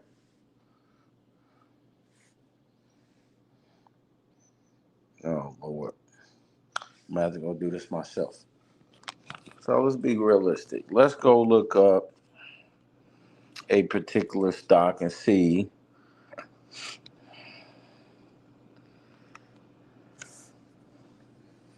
Let's see. I'm going to just pick a stock. Let's see. Oracle. Oracle has been a topic of conversation. It's up damn near 100%, 99.55% year to date. Crazy. Especially what they did today. Well, actually 113% from from this year, from last year to this year, this time. 113%. But it's actually 113% that an investor made from a year ago today. Why did we ask? Because we actually got to take the rate of inflation and you got to put those numbers in or subtract that from the actual percentage. So you're not making that person, whoever is invested in Oracle, is not making 113%. Actually making maybe 107 or maybe 106% inflation adjusted. But see, if I'm an influencer, I'm not going to tell you that. That's not important. What's important for me as an influencer is for you to sign up to my course and I can show you what I've done and, have a room full of people that's, making money. We all making money or whatever. But are we building wealth? Because that's what, the landscape sells. Building wealth. Building wealth. Just by holding a video, you're good. Just trading a video, you're good. Trading a video and do what with the profits. Oh, whatever you want. It's supplemental. If it's supplemental income, you can do whatever you want. If it's primary income, well, you got to pay your bills. Stuff to think about. So when we're thinking about investment returns, we always gotta do it with inflation adjusted, so we get an accurate number. You check out the benchmarks and what they're doing, benchmark indexes. You check out ETFs, mutual funds, so forth and so on, to get a full picture of the different type of assets um, or different investments and how they're doing. Uh, there's a whole bunch of websites you can go to look at a company's books. That's when we get into you know price to book, price to earnings ratios. You can do current ratios to measure a company's net worth, quick ratios, so forth and so on. You don't hear people talking about that. Just talking about buy the stock, buy Nvidia, buy Microsoft, buy Apple, and just hold it. I mean, like I said, anybody can tell you that. But what makes a company good enough to buy? Like, why am I buying this? Am I buying it because uh, I believe it's going to go up, and that's it? That's not a good reason to buy something. That's cool, but what happens if it goes down? Then what? Do you crash out, get mad, and then sell it because you prematurely sold it because it went down? You got emotional, and now you lost money because you bought it just on the strength that it's going to go up. That's just not enough, right? So this is basic, simple stuff. But let me look at this company's balance sheet. Let's see what its P/E ratio is. Is it low? Is it high? Is it overvalued? Is it undervalued? Um, does it have a dividend? What does their debt to equity look like? Is this company, paying their bills? Can they afford to pay their bills? Am I going to have to deal with liquidity risk or them defaulting? You have to look at all that stuff the same way you look at anything else that's important, like health, relationships, uh, when you shopping for clothes, shoes, a car, groceries. The same level of interest and intrigue is the same way you need to approach this with them investing in a company or buying a business, as Warren Buffett would say. You're buying a business. So, and I don't want to buy a business that isn't going to produce, that isn't stable, that isn't growing, that isn't going to be here in the next 10, 20, 30, 40, 50 years. If it's not going to be here when I'm in retirement, I don't want it. That means it's highly speculative and it could benefit short term, but long term, no. And there's a space for that too. So everybody can go in their house, open their cabinets, open their refrigerator, and I guarantee you find at least three publicly traded companies that's in your refrigerator. At least three. Whether you got Heinz, Hunt's ketchup, or mustard, Kraft, cheese, or Kellogg's or Post cereal, some type of meat company, whether it's Tyson chicken, um, even going to the damn detergent you use in dishwashing liquid, whether it's Dawn or, you know, palm olive, even the soap that you use. All of those brands are publicly traded. Yet you buy them, reoccurring. And these are all legit companies that you can invest in that have performed well since you've been alive. If you're 30, 40, 50 years old, these companies were around when you were born, or probably even before you were born. And they're still here today. But see, this is the type of analyzation that you need when it comes to this stuff. You have to analyze, you have to do your due diligence, so forth and so on.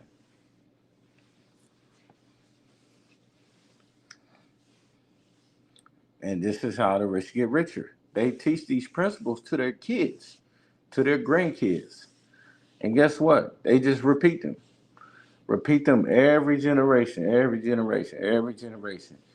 You know, and we repeat, some of us repeat, bad habits every generation, every generation, every generation. So we're never gonna grow or so-called compete if we don't change our philosophies or change our habits. Teaching at home is one. Teach your kids, yeah, they're African, so forth and so on. I'm not here to get all into that. Teach them the philosophies and the fundamentals of money, economics, finance. Make it personal.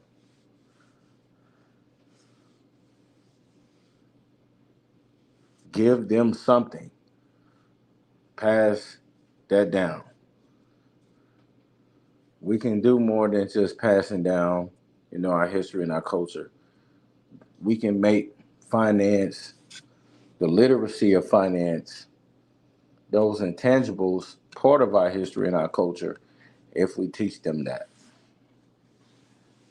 And then they teach their kids, and so forth and so on, and so forth and so on, and so forth and so on.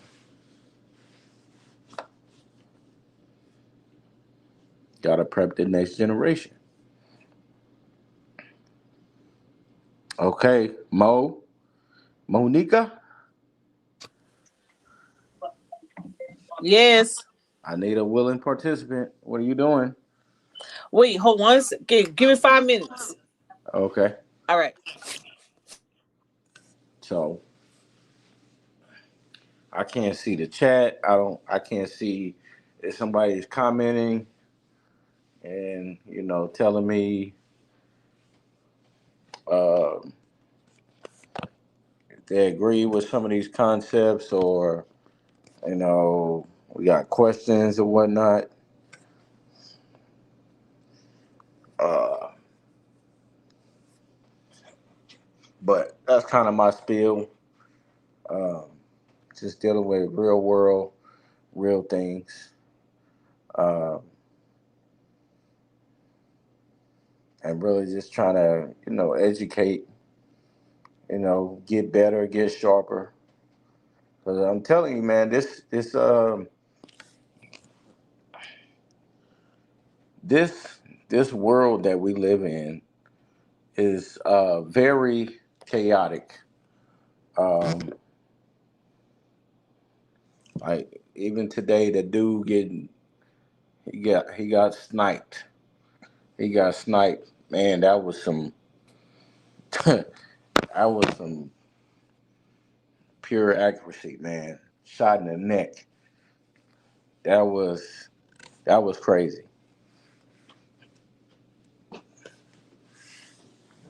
So we live in a different world now, man.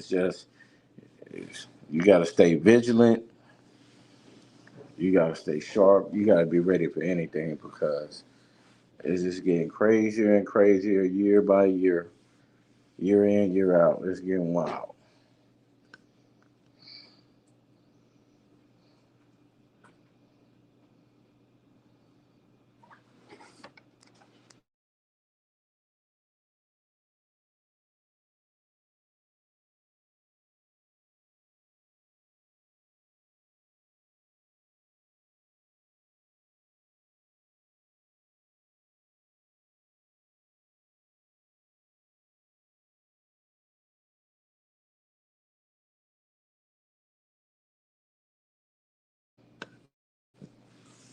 Sorry about that.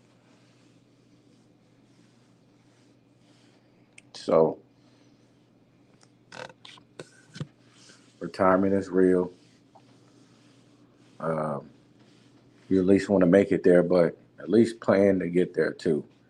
If you're already in your 40s, 50s, 60s, man, start talking to your loved ones. Start making a plan if you don't have one already.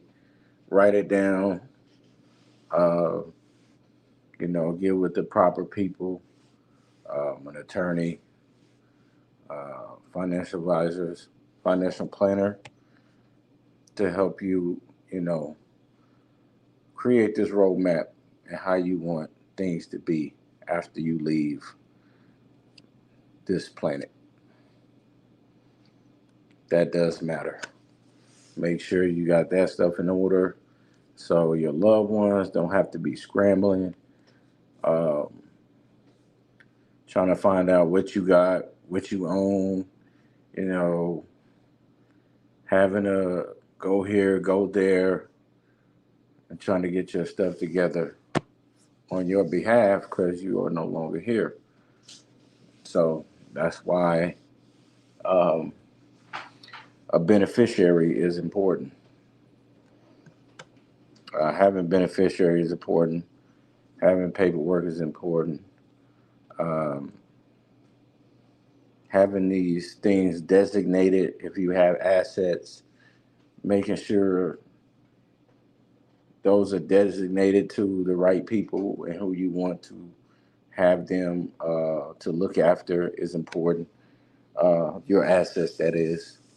And if you have nobody, you can always donate it. You can donate it to a charity or, you know, anything. Hell, if you don't have any family, maybe a close friend, somebody that, you trust and you feel like you want to leave it to them, you know, do that. But have that plan in place. Because too often, we leaving our people with nothing or with a bunch of questions or doing a bunch of scrambling, trying to plan a funeral. Come to find out, you ain't got no money. You don't have life insurance, so you can't even you can't even get buried. You leaving your family with no options but to beg people for money or doing GoFundMe's and asking people to Cash App and Zelle and all of this weird shit. That's just craziness. Get a life insurance policy. It's crazy that we have to do these things. That's just weird. You don't know how to properly live and you don't know how to properly die or prepare.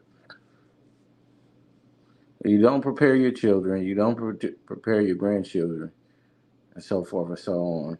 And you don't even prepare yourself for the next stages of life. Because we all get old, we all gonna die. It would be fortunate if most of us died at old age. Some of us die early, but even still, should be prepared for that. There's nothing wrong with being prepared or overly prepared in case something happens to you. This is how serious it is. We live in a real world. It's not a fantasy. It's not utopia. This ain't heaven or any of that other stuff that you know people get into. We are living, breathing entities right now, and there's no better time than now to start. It doesn't hurt to have these conversations. Definitely need to have these conversations openly with your family, no matter how uncomfortable it is. They need to be had.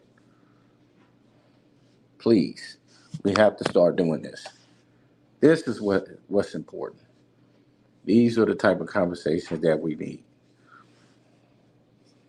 All the trivial stuff, there's a time and place for that.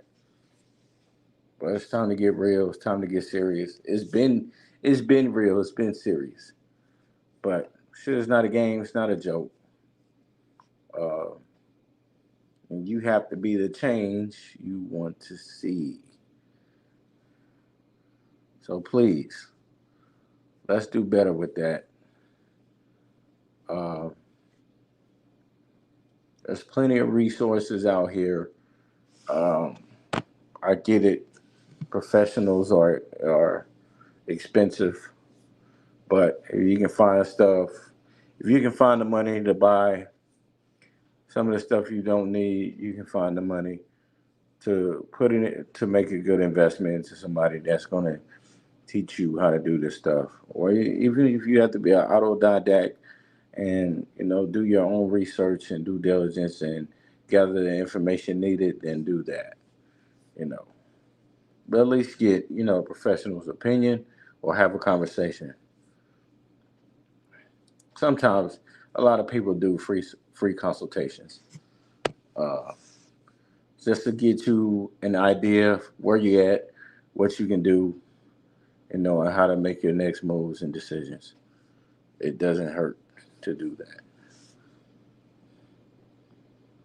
Rule number one, though, pay off any debt. Pay off any debt that you have. Pay it off first. Get rid of the debt, then move forward.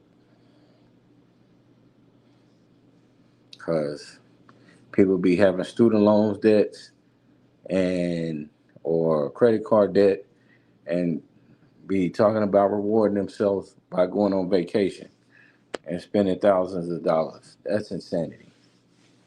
That's crazy. You don't get a reward for being in debt. You don't get to go on a trip for being in debt. Doesn't work like that.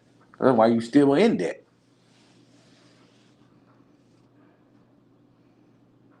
So that's my personal opinion.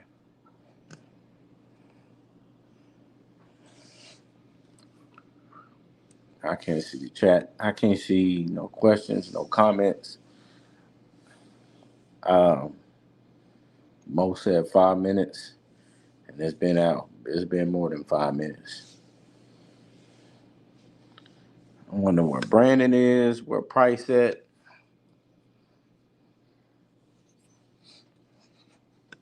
Come on here and talk about some interesting things like, oh, the job numbers. Oh my God, the revisions. Oh, the PPI this morning. Oh, it's looking shaky, baby. Economy looking real shaky. Job market is cooked. It is cooked. This is the economic part or session. This is the boring stuff that people don't get into. I do. I find it fascinating. Um, but all of this affects everybody, though. So no matter what job field you in, when companies start laying people off, they go into what's called capital preservation mode, which is I'm gonna get rid of as many employees as I can to save money. And guess what happens when that happens? So that makes the unemployment rate go up. That also affects uh, something called jolts and the jobless claims and continuing jobless claims. That means that the jobless claims means that people that's filing unemployment. Continuing jobless claims are people that has been filing unemployment for a little while. So these are people that's continuing filing jobless claims. So unemployment benefits and those services and whatnot. So when you have layoffs, it affects those numbers. But what the government likes to do, they like to cook the numbers to make it seem or make it look a certain way when it's really not. They've been doing that for a long time. So this is nothing new. Um, a lot of you do know this already, but um, they do this purposely, especially with the job numbers, inflation,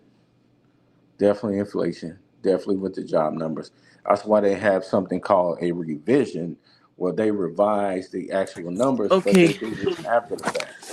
What's up, Mo? And nobody was chatting. Okay. Ooh, you got lit. Somebody watching them, but oh. Hold on.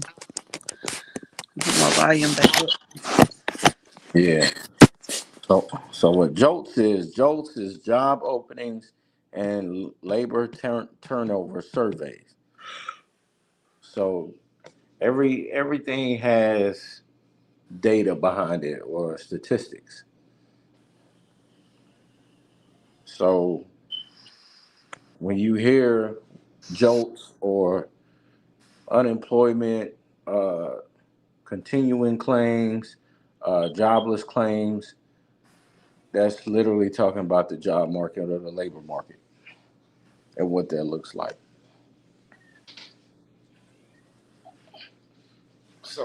I just went through a whole spiel, Mo. I know. That's good. So I don't know where Brandon and Price is, but They go Price. You know, Price been teaching them kids, so he been busy. yeah. School started, so he's Hmm. he's helping with Thiax Academy and Right. teaching those kids online. So Brandon, he's just probably in the cut, probably working. Yeah, we gotta get back on. Oh. I gotta go back through, the trainings like we did. So right now, there's a lot of push for cooperative, Uh huh. working together, Yeah. initiatives, whether it's business, contracting, or is it, or it's nonprofit, technical assistance, training, teaching people how tos. So it's really going Right. back to the basics. Hmm. Um, and that's what I was showing with that particular grant. I was gonna go through the categories, but I don't feel like doing it now. But Yeah. but I do have to do it. So Yeah. uh, I was gonna try to just get through it and try to make it line up. But Right. there's a big push for cooperative. Let me see if I can. I don't think I can share from right here. No, I'd have to get back on the desktop Oh and do it. yeah, I forgot about that. What? Uh, Yeah. yes. So I was gonna show. I was gonna pull up the YouTube and show where they have what they're doing. Hmm. Try to show people, um, because even for business, the opportunities they want you to collaborate, right? So Right. we talk about collaboration, collaboration, collaboration, working together, coming Yeah. together. Now you're being forced to do it, Yeah. and you're being forced to train the. Remember I used to say train the trainer all the time. Yep. Now you're being forced into that. Train the trainer. That's Um, it though. collaborative efforts. So I was going to show where I don't have it.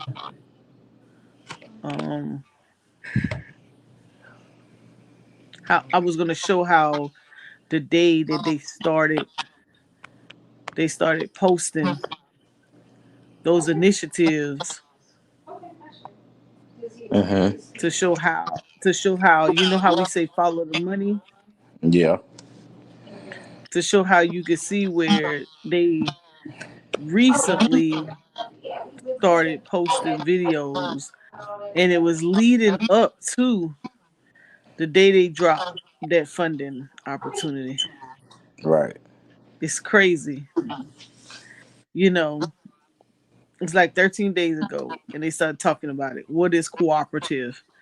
And then they just start breaking it down. And then what comes out? A rural cooperative development grant. Right. you know. So then they start talking about training services on how to get a loan Okay. for lost claims because they was getting ready to gear up for phase two for farmers who had taken a loss. Right. So um even with the single housing program, buying a house in a rural area and getting those tax breaks, or getting the a low interest rate. Right. These are areas. So when you think about it, like we just think about getting the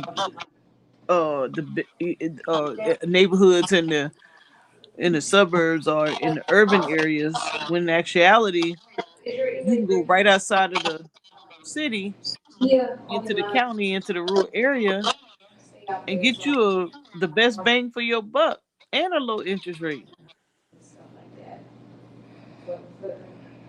Okay.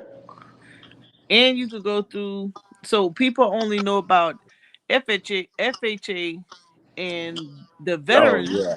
housing, but they don't know about USDA housing, which is single family homes in the rural areas, Right. and you get you a nice little interest rate. Yeah, that interest rate matters. Yeah, and you can get a lot of house, as we would say, get a lot of house for a lot of money. Of course, a lot of help for a lot of money. I don't So, care what either one. right, and then look at this other one.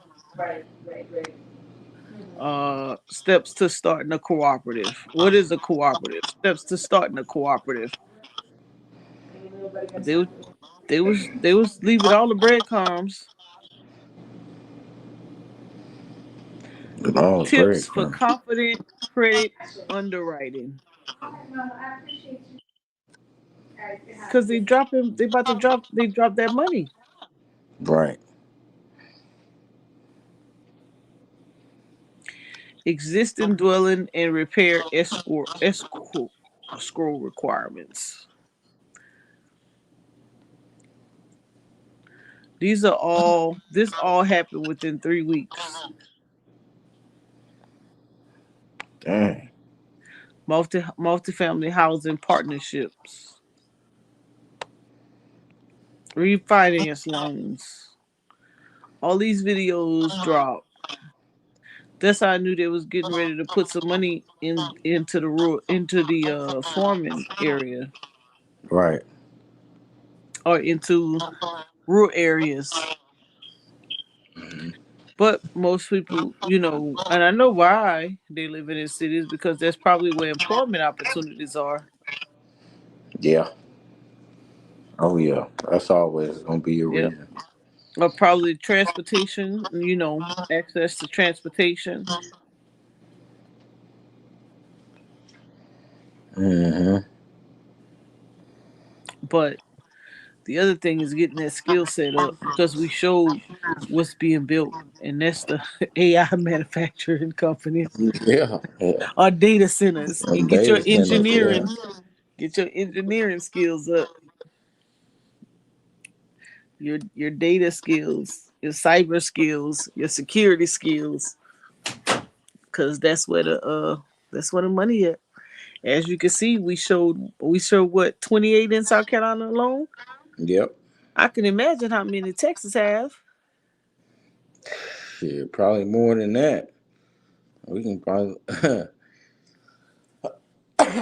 guarantee us enough land and space. Mm-hmm. Elon can build starships and shit down here. Guess what? They got plenty of data centers. Pool, y'all got 464 Yeah. facilities. Well, what it says, the data center map says y'all got 388 data centers, and the Bartel reports that you have 464 facilities in the state operated by 132 providers. And then the Texas Comptroller list of registered qualifying data centers currently shows 279 facilities as of September 2024. And then Environment America also states that Texas hosts 329 data centers, though it doesn't clarify the counting method. So y'all got anywhere between 279 and 464.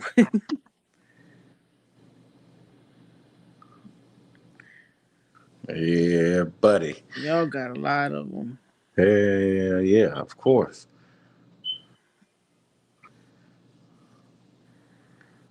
I'm gonna see which state has the most data centers.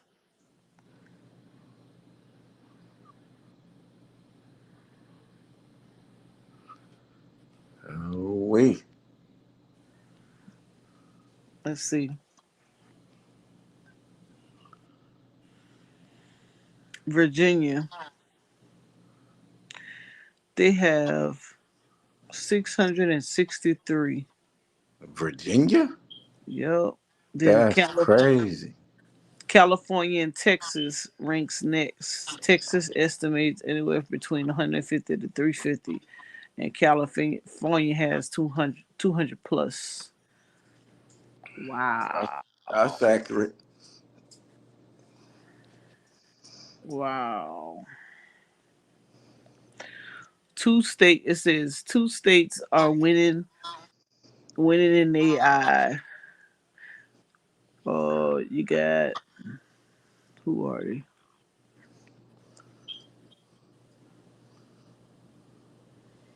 Oh, stop acting like that. Give me the data. Dang, ain't nobody subscribing to nothing. What? What you mean? And wanted me to subscribe. I was trying to see which state. It said two states are winning in AI data. It's probably Mega and was who would it be? Well, it would be them too. You said MAGA. California, Meg. I know. I wanted to say Meta. Yeah. I was thinking about the company, but I was about to say Meta and Google, or Yeah. Meta and Eli, but I got stuck because then I realized it said states. That's crazy. And then we behind the power curve. We worried about award shows being discontinued. Say what? Yeah, Not award shows, man. it's true. Who worried about that? Hmm. You remember when what they did? They paused BET and MTV Award. Yeah. When was this? I don't think they're gonna have them next year. They on pause or something like Oh, that. yeah, I don't be watching that stuff no more, man. I ain't watching either, but I'm saying that's what the interest is. So That's crazy. mhm. That's crazy if they gonna pause it like that. It's not crazy. We probably ain't getting no views. Oh, so people ain't been watching like that. Oh, what else is? What they doing for the community? All right, then. Well, we gotta get us a I gotta put a training together. So a lot of things have changed. Somebody sent me a video on drop shipping stuff, and I was like, bro, we've been talking about drop shipping since 2016. Yeah, Yeah. they ain't not saying nothing new. They're not saying nothing. It was on EYL. I said that person ain't said nothing that ain't nobody ain't already been doing. People been drop shipping on eBay and Amazon and Walmart for years. Right. Right. Been talking about this since what? 2016. 2016, That's damn near 10 years.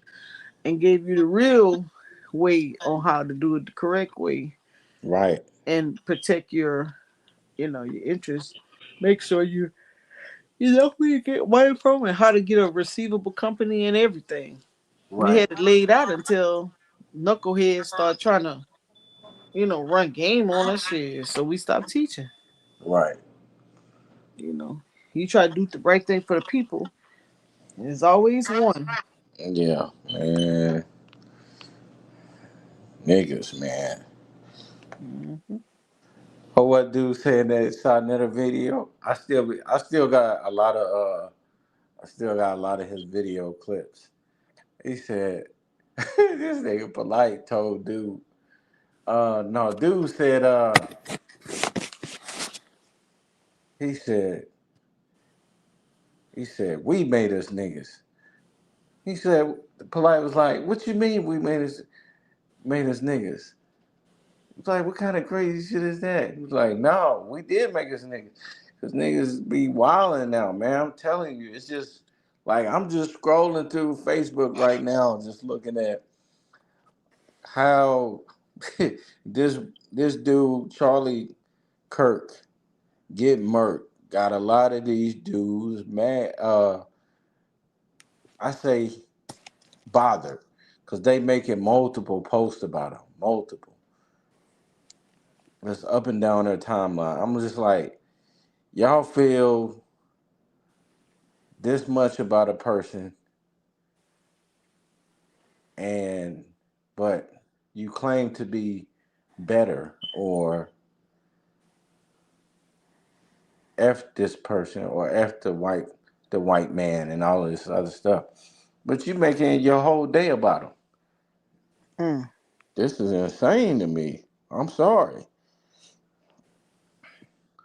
Like I get it if you didn't like him and you didn't agree with him, that's fine. There's nothing wrong with that. Why you weren't saying this shit when he was alive? Why did it take death for now for you to say something? But for them, talking about a dead white person is justice. Yes, I'm glad that cracker or hunky gone. Crazy.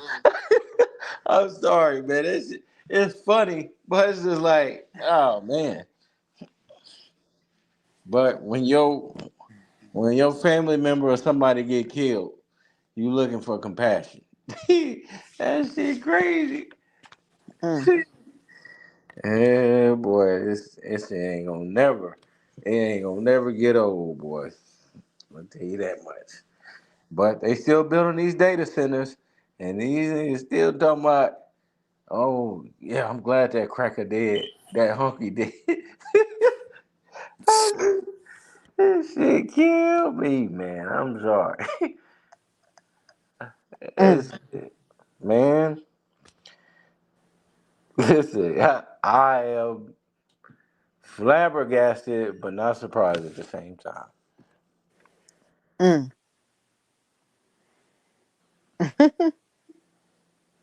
I'm telling you, Mo, it's what we've been doing for the last almost 10 years, and a lot of these dudes still doing the same thing from back then.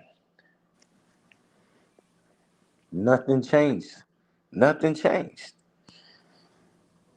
Mm. It's still the same conversations. Still the same. I mean, our conversation is the same, but it's consistent.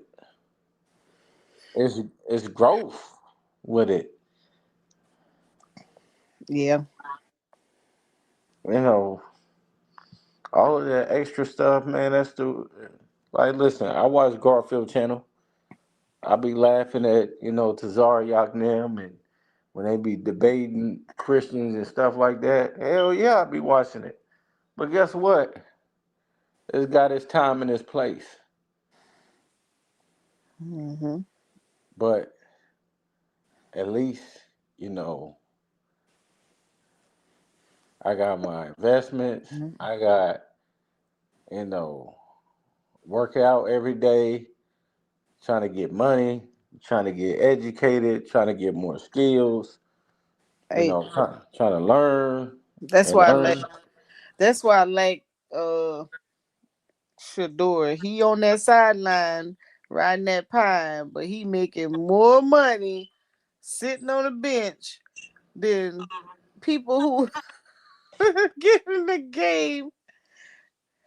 And somebody gonna say, this commentator says, "Oh, he wouldn't have talked to the kicker because he knew the camera was gonna be on the kicker." I Yeah. was like, "Do you think that Shador needs to be on camera because of the kicker? You silly." He just sold $70 million in legendary two t-shirts with the Nike check. Mm. Do you honestly think he cares about what y'all talking about? Hell no. His Yeah. jersey is I think he's the fifth highest selling jersey in the league. Yeah, he ain't worried about a dang thing, man. Man, I'd be sitting on that damn pine. I would be cheering everybody on. Like, dude, I'm making more than you. Yeah. Yeah, Okay. You don't want to play me? No problem. Let me go make some money in endorsements. Yeah, I'm still getting paid. I go to sleep at night happy. Killing it. I'm making more than everybody on this damn team.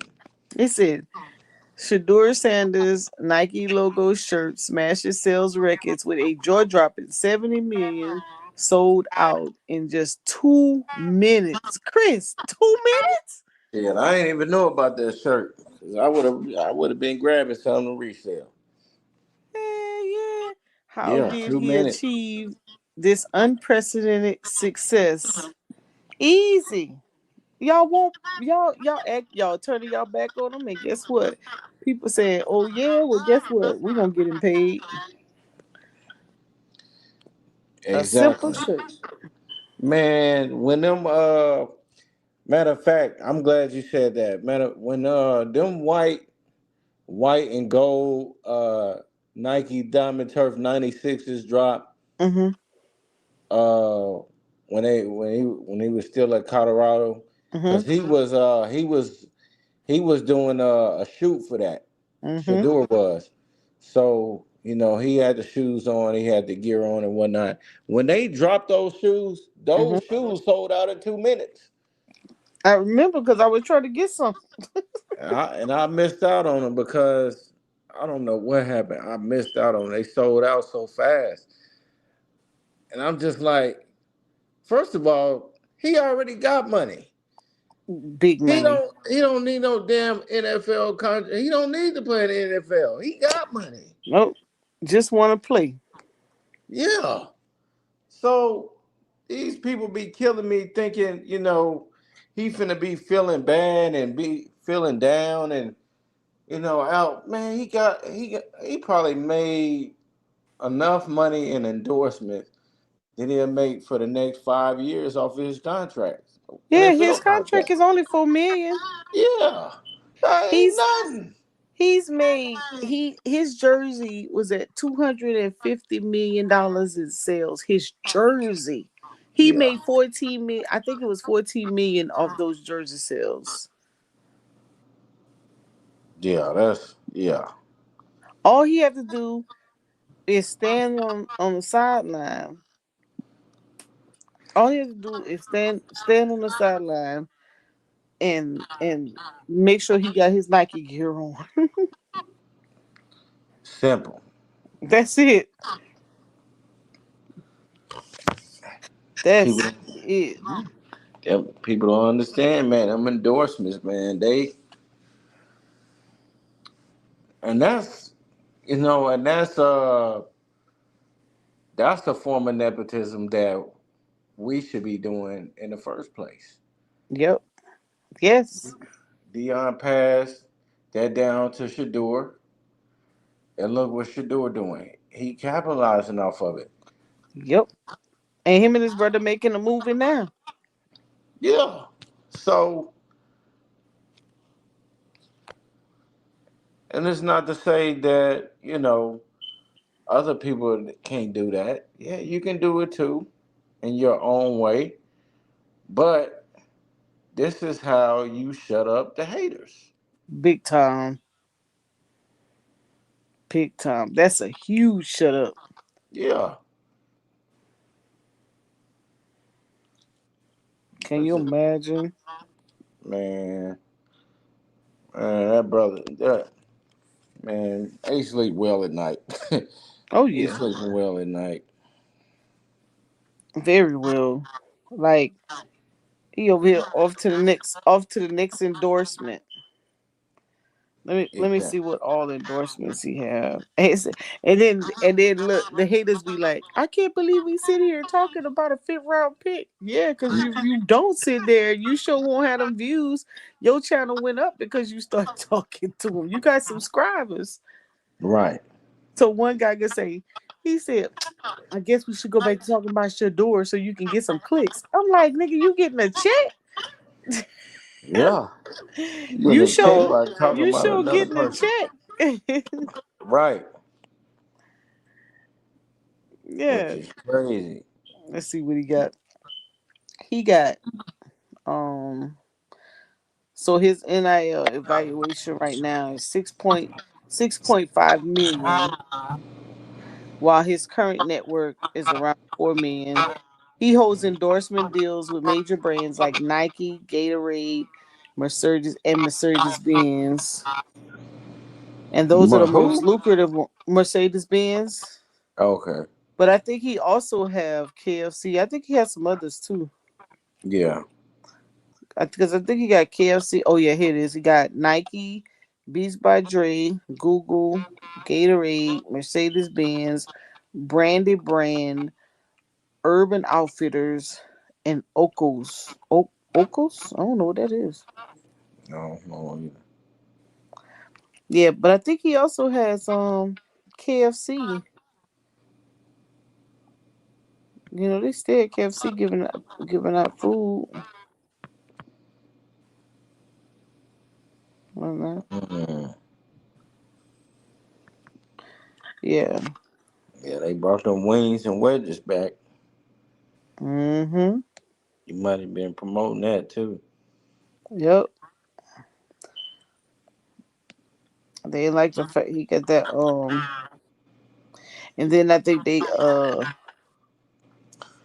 doing that movie, Mm-hmm. him and his brother. Yeah. Yeah, so people be hating because they're like, oh, they always recording their life. I said, that's why they know how to act under pressure. Because they've been under the microscope their whole life. Yeah. Yep. Man, they drop a movie though, that's gonna be crazy. Yeah, because It's gonna be everybody gonna watch it. it's gonna be like the Black Panther. Yeah. It's gonna be like the Black Panther. I wouldn't.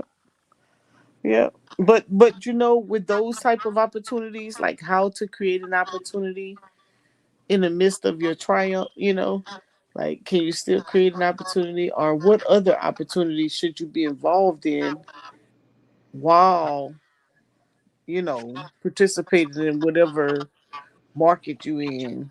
Like, Right. can you capitalize on the whole spectrum, or you are you just one dimensional? So that's what I'm trying to learn to do. You know, trying to broaden. So my friend, she purchased 31 acres, right? So we're trying to say, okay, we need to maximize the whole initiative other than just building houses for the vets. Like, how do you what else can you maximize with that opportunity? You Right. know,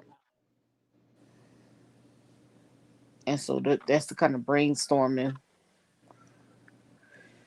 we've been involved with. So my little brain has been hurting. You be He says it's been hurting, huh? Yeah, man. It's hard to put a collective together to come up with, to brainstorm and put that together in real time, like a real business. Mm-hmm. I get it. So, you have to think of everything that's involved. That's why I don't understand how some people have time for the shenanigans. I'd be like, damn, I don't be having no time for no shenanigans. Like, how y'all be having time for these like your shenanigans outweigh everything you do. Like, I be having to research stuff, look up stuff, study stuff. Ah, well, you ain't got time for no shenanigans, huh? I used to listen. I used to have time. I'd be on there listening. Sometimes I put stuff in the background. Man, I ain't been caught up on the shenanigans in days. I have to catch up. What's in them YouTube streets? I don't Yeah. even know what's going on in the YouTube streets or in the. I caught a show the other night with Ali and his homie. They were talking. Matter of fact, they were talking about black fatigue, and I asked him. I say, "Did y'all get the book? Did y'all read the book? Because don't listen to what they saying on the internet, because they don't even know what they talking about. They hijacked her book term. Who? People on the internet. Black Oh yeah, fatigue. Yeah, yeah, yeah, they yeah. hijacked her concept. Mm-hmm. And they were talking about it. And I was like, go get the book, read the book, at least read the forward. You know. Right. so you can understand. But yeah. So that's the kind of people I've been following. Just kind of like paying attention how people are branding. You know, um, Mm-hmm. uh, like I even been thinking about the concept when you was like, "More, let's do a podcast." I'm like, okay, we got to come up with us some topics, maybe or come up with how we gonna do it. Yeah. Yeah, we definitely need to do that. You know. Everybody else doing these whack ass podcasts talking about bullshit. Hmm. We got real stuff to talk The, about. man, And the sports guys is running the arenas right now. yeah. And it can be about Mm. anything, man. Anything, it can be about different stuff.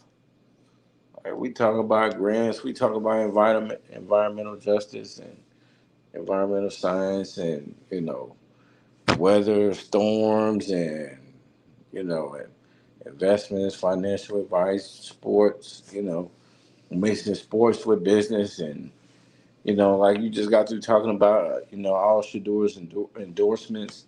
That stuff matters, man. That stuff is all content, and it's good that for people to know that and be shared, because that's another way players can get paid.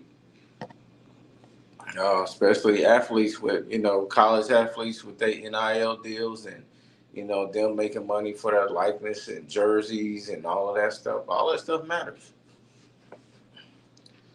So get some equity. Oh shoot! I'm so damn sore. Yeah, what you were working out? Yeah. So Zion hit his hand. Will you recommend him just icing it? It's not discolored. What happened there? I was stunting and then It's stunting. something popped. I don't You know say what it something is. pop, but it's not discolored. Oh, It's not bruised. he can move it. I mean, yeah, Is but it it your hurt. forearm? Is It's it your right forearm or your here. wrist? Is the you know how close to your wrist you got that little long piece on your It's forearm? really my wrist. His wrist. Let me see. You can bend your wrist. I can't do this, but I can do that. He can bring it in. Like he can He flex it he or can flex it. Let me see. He just pop his knuckles. It's sore. I think it's just muscle sore I can't do this. because let me see. Let me see. because flexing is bringing your hand or your wrist in, and then extension Can is you the other way. can you bring it in the muscle? I mean the wrist. Bend it. It hurt. Yes. It hurt, but it hurt. It hurt curling it in, like It hurt curling flexing. it. Yeah. And doing this, Okay. which is what I do in What do you think jumps. that is? Huh? Um, he might have sprained it. So we could ice it. Yeah, I I should told you. take some ibuprofen. That's what I'm telling you, John. Yep. That's all they're gonna give you at the doctor. Yeah, unless You you want a actually, $1,000 bill for them to tell you just to ice it? I wish I broke it. yeah, they sure gonna want it. They gonna sure I'm want joking. some money. Timo, What? Let's put that CBD I oil can't ice cream. it. Give me a CBD cream. You don't got no ice to ice. That I CBD ain't cream about to thinking. get him right. I can go to the I nurse. ain't, I ain't you about to have them drug tested. You mean? This ain't gonna show up in your this will show up in your in I a don't drug do screen. things. Shit, if it get in your pores, it can in bloodstream. Well, too late now. We've not already used it once. Come on. Yeah, as long as you ain't got no cut in your arm, yeah, it can't get in. Oh, He ain't got no cut. I did. Oh, okay. Where? I was like, it's on Let this me one. see. You look like y'all dug them on Why is it stuff. like it's Gonna getting be, bigger? It ain't getting bigger. Let me see that on. they gonna be testing you for HGH. What is that? They gonna think you using performing enhancing drugs, peds.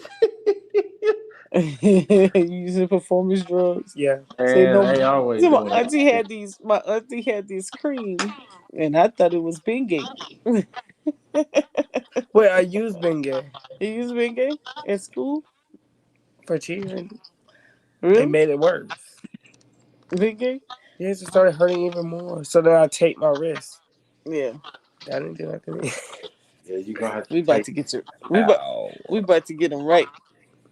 Yeah. This THC.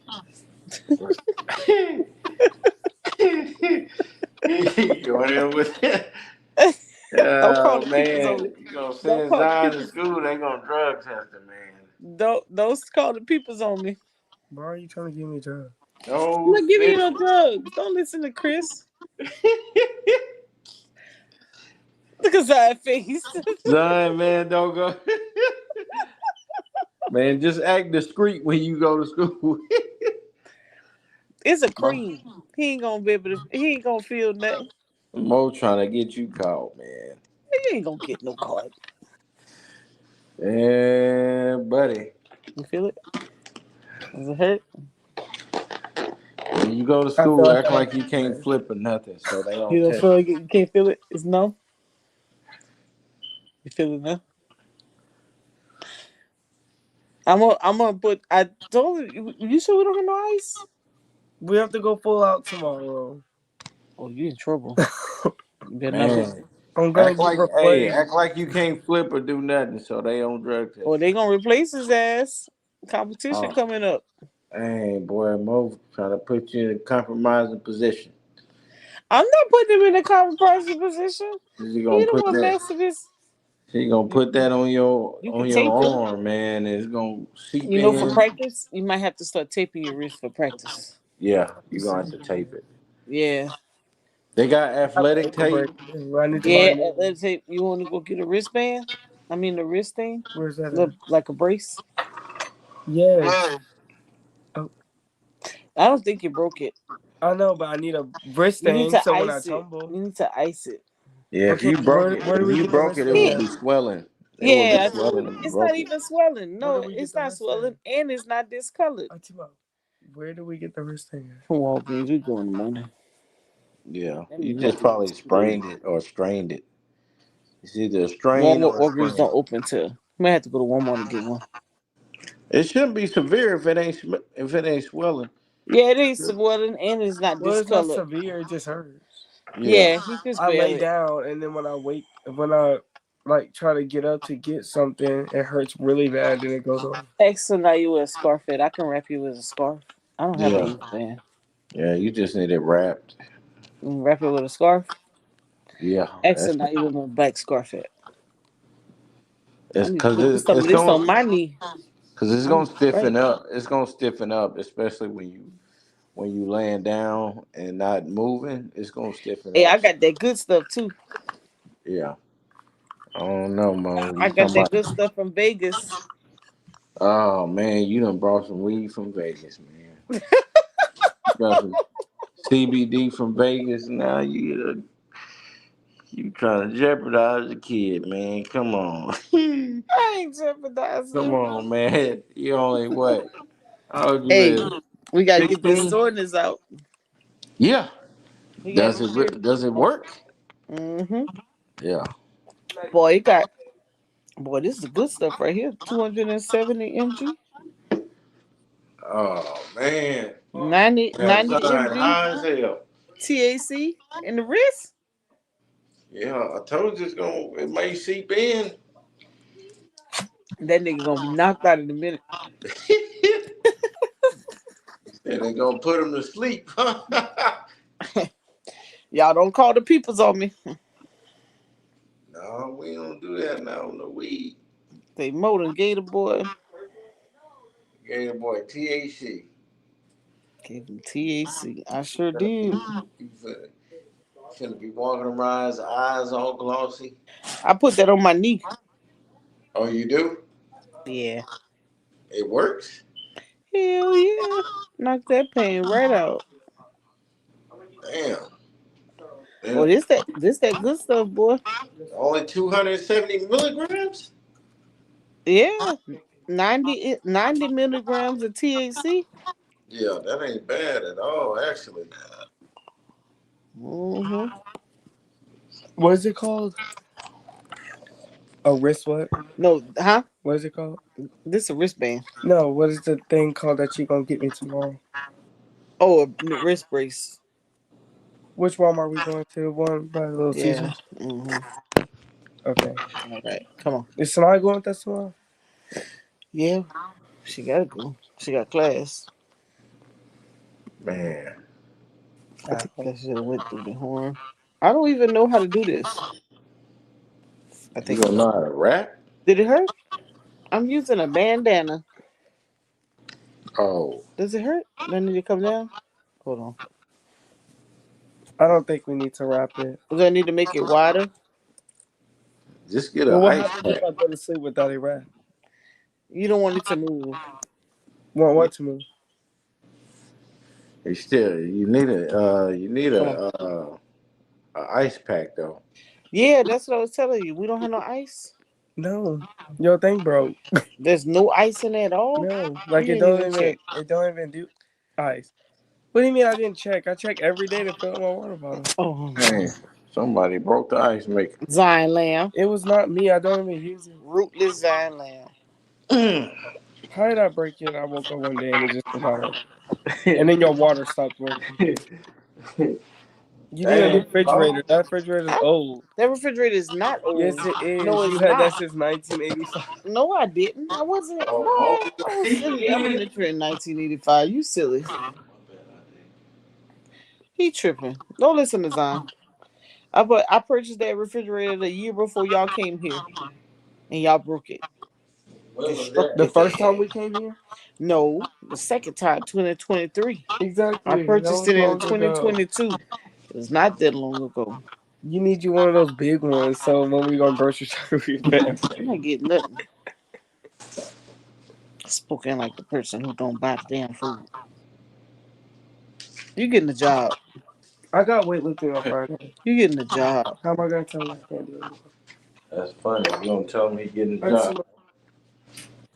You gonna get some ice. can I Leave have that phone there. You have a phone. Don't be so materialistic. Ooh.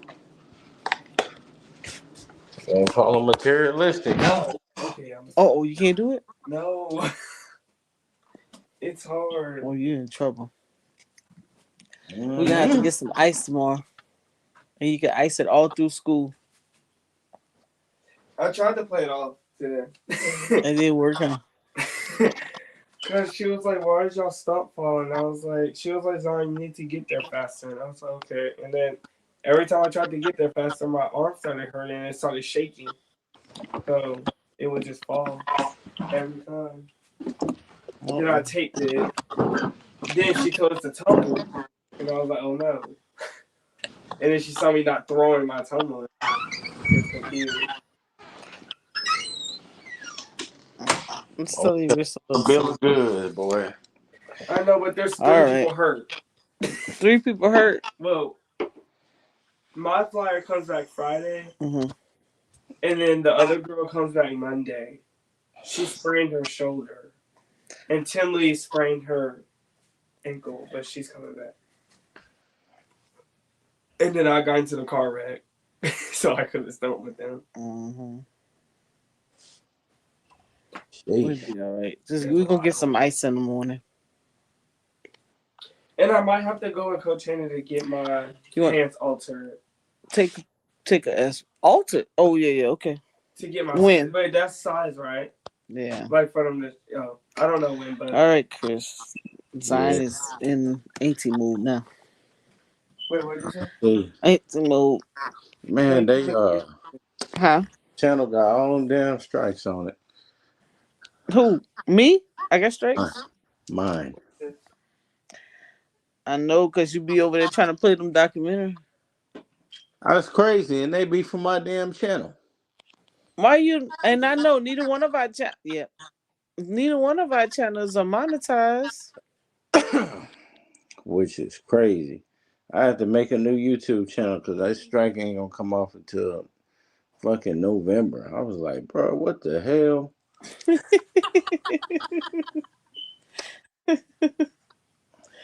I said, Chris over here trying to pay these documentaries. They just be strike. Chris, you should only play. You should clip them. What you mean by clip them? Chop them up. Maybe you don't have an AI to chop them up. No. But remember when I we was playing the video with the guy, the German guy, about money creation. Yeah, Okay, they didn't give you a strike for that. I did get Did a you? strike. You got a strike for that video? Yeah, I got a strike for all of them. No, you Oh no didn't. no It's no still you on your channel. no you right you right. I didn't get a strike. Remember because when we were playing it, Brandon had me put that dash. Is Remember? that why they didn't do it? Yeah, it gotta be Really? because Brandon had me put that dash. Where Mm. Brandon at? Brandon been hiding. Yeah, he had me high. If that is the case, then I might try that. You Yeah, know. I don't know where he put the dash at, but Well, it's between the U and the T, oh okay. or the T and the U. I mean. Uh, Yeah. but if that's the case, but no, before that it was streaming with the ads or whatnot. But after that, maybe that's the reason why I didn't get a strike. Yeah. That Yeah, was the only video we had did that with. yeah, that's a good point. All right, I'll let you get to auntie duties. I was about to get mad at Keon the other night because he dropped that first pass, but he I made up for it. he He made redeemed up for it. himself. He redeemed himself. That's He that did. damn CD dropped them passes in that end zone. Boy, I was so mad at the how they, Cowboys. well, no, I don't like the Cowboys. Oh, at the Bills. Yeah, because I had Baltimore winning that game.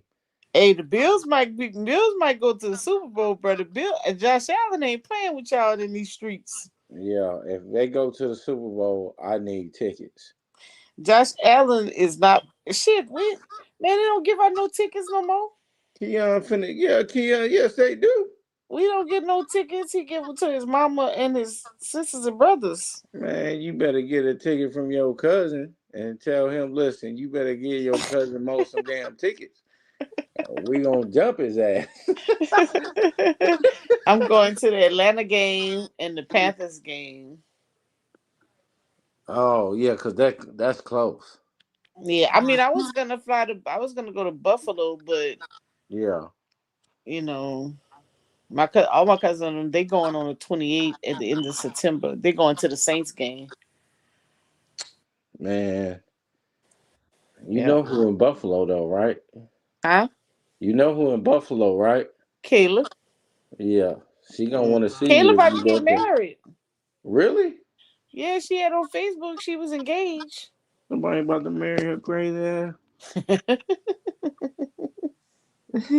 Don't tell her I said that. uh, Kayla cool as hell. She is, man. I got love for Kayla. We had a Mhm. little, we had a little thing Oh, look at you. a couple years ago.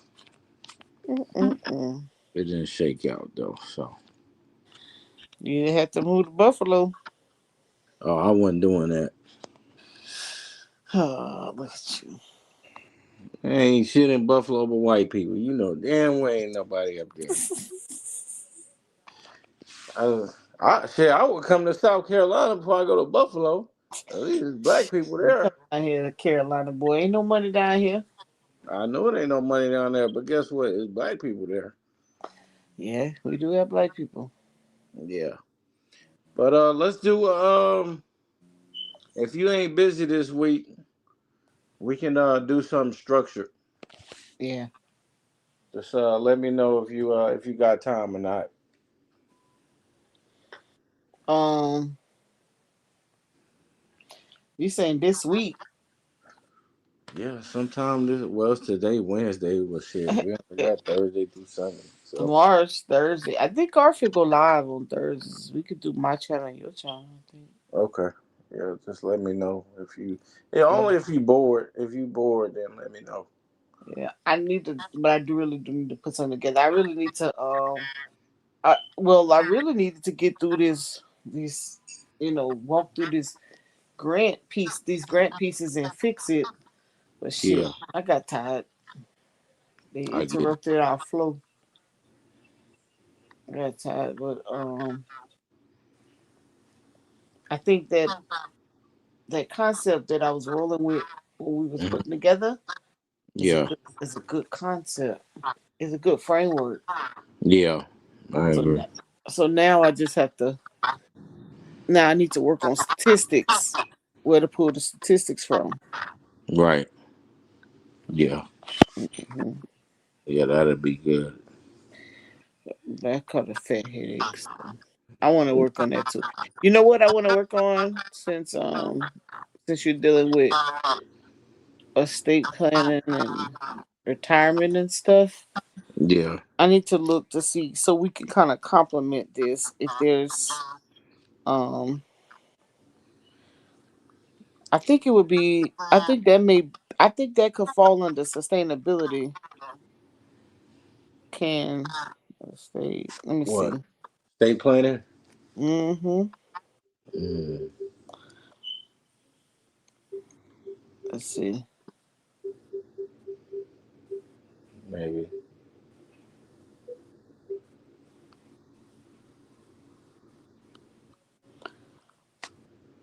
I think Cause think about it.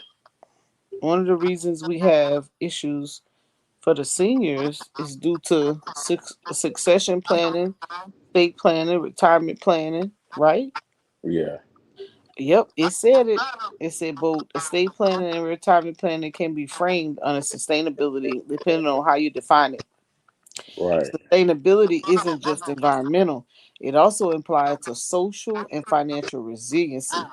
So that's what I want to put together: financial resiliency, social and financial resiliency plan, financial stability, retirement planning, estate planning, Mm-hmm.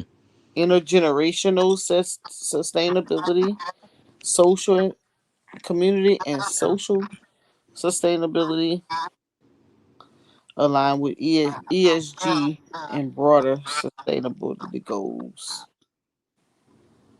I bet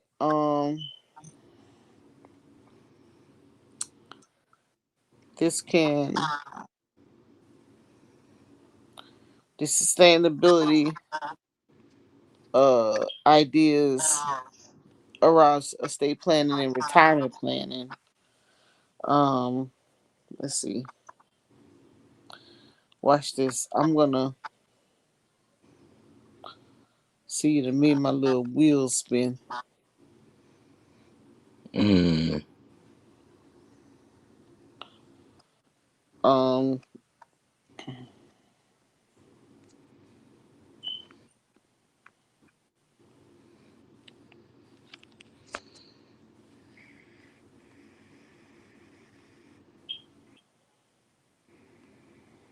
let's see.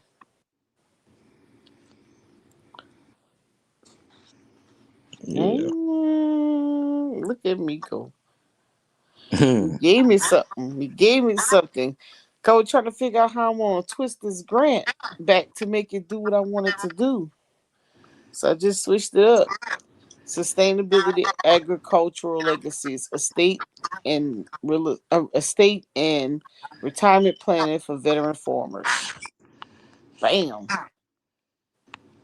Aging veteran farming population, risk of loss of land, financial insecurity, and sustainability lens. And I need to add marketing. Oh, Chrissy may have given me something to work with. Good. Uh, because you know that's why they got issues right now. Right.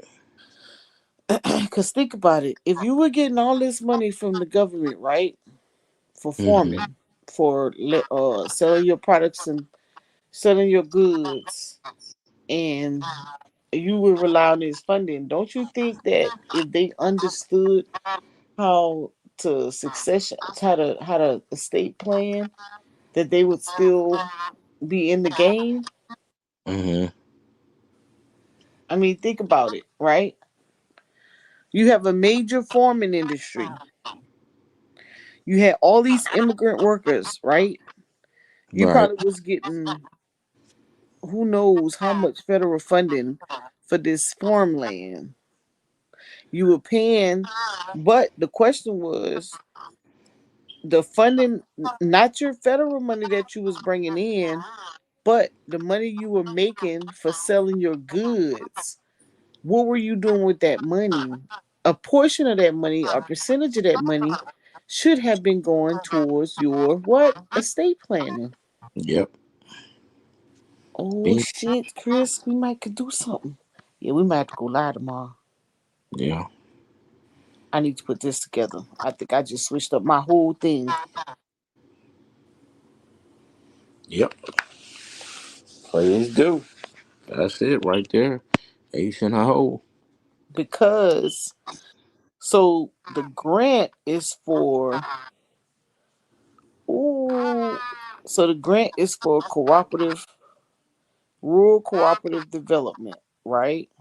Mm-hmm. And the idea is to put together a plan that also provides technical assistance for farmers and teach them how to. Ooh, Mm. you just about to make me dangerous. Good. Always stay dangerous. I think I might be onto something with your succession planning. I mean, with your real estate planning. I'm about to say, Real estate. I estate planning and retirement planning.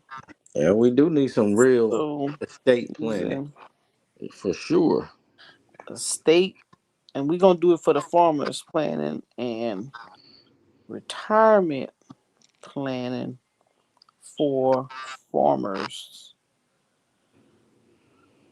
Um, let me see. For estate planning and retirement planning for farmers using the logic model um,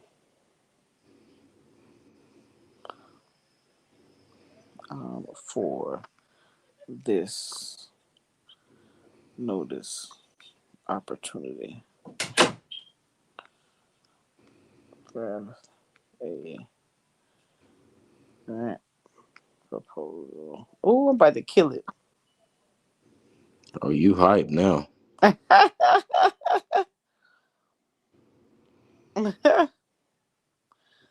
Ooh, if Yeah, you only. hype. Ooh, listen to me. Ooh. Hmm. I'm about to send it to you. Ooh, ooh, ooh, ooh, ooh, ooh, ooh. Sustaining agriculture legacies, cooperative estate and retirement planning for veteran farmers. Tell me I ain't Mm. just hit that. Yeah. Oh, I'm about to send this to you. Right on the nail. I'm not sending it to you in a group, but I'm about to send it to you. So you know, To my email or what? I'm gonna send it to you. Oh yeah, I can send it to you email. You know, if I land it, I'm gonna have to have you as a trainer. I have to Mm-hmm. tell a true story, and I'm almost in a. I'm almost my the grant idea is getting presented to the committee. Oh, for real? Yeah, I That's had to what's take up. two. I had to take three things out for the pottery that I was talking about. Yeah, they loved it. They loved the idea. I'm about to see this sea breeze, right? Yep. Okay, hold on.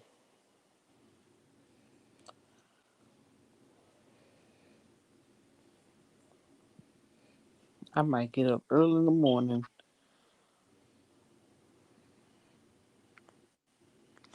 Oh wow.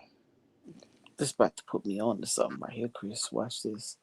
I don't think nobody thinking about this right here. Can you see your email? You probably Uh, can't. Anyways, it ain't came yet. Let's see. No, I got it. Yep, I got it. Yeah, one requested project summary, goals and objectives. Oh yeah, this is it. but you wait. I'm not done with it. You wait till I put my spinach and touch on it. Let me let me put. I gotta change something up real quick. Yeah, Let me put my touch on it. the logic model. Okay, okay. Hey, that's the key word. Yeah. Oh yeah, this A1 right here. Hey, you see that? You see that toolkit though? Number Y- 3 under objectives. Yeah, Oh, I see it right here. oh, this is needed. Cause you know how many people Touch. for uh heirs property? Yeah, intergenerational transfer of farmland preserved. Mm. That's the impact. 10 plus years. Hell yeah, that's it. That's it. You definitely need that. Oh, this is good, man. This is A1. He said, "Oh, this is good." Yeah, this is good. Hold on, let me see.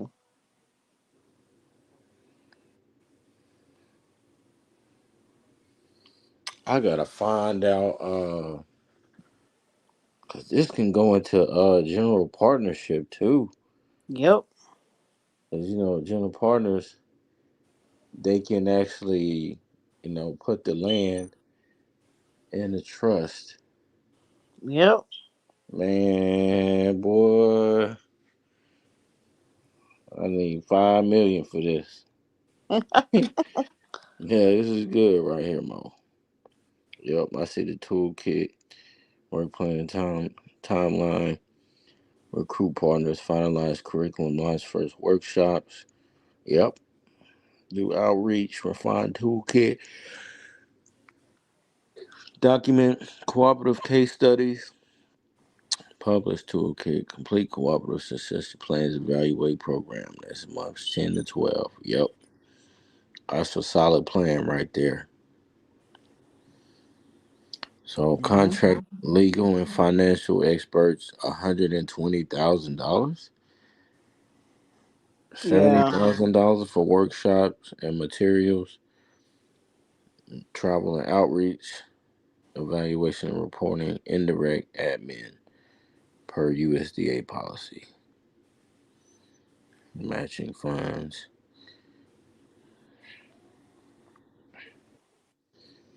Okay, yeah. Let me start this email right here. I'm about to. I'm about to resend it. What you done now? I broke it down according to federal standards. You just watch this. Oh, that girl dangerous. Hmm. Watch me work.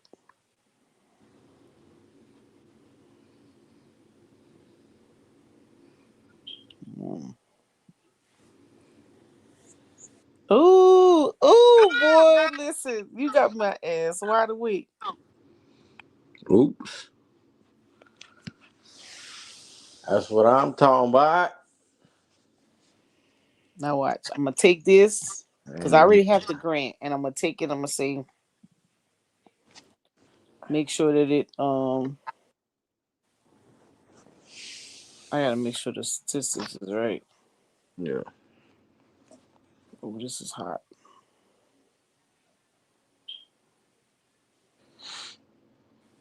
Oh, girl.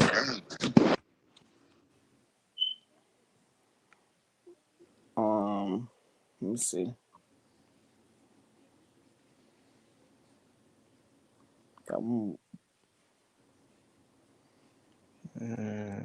I'm trying to tell it to format it the same way according to the formatted according. Mm-hmm. Let me see. Format the grant according to the notice opportunity as it appears in grants.gov.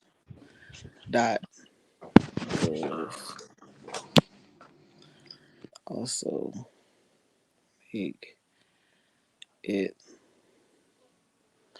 understandable to a high school student. And I gotta run it through plagiarism and I gotta run it through AI checker. Running through plagiarism. Yeah. How you do that? Grammarly. Grammarly has a tool. Oh, okay, okay.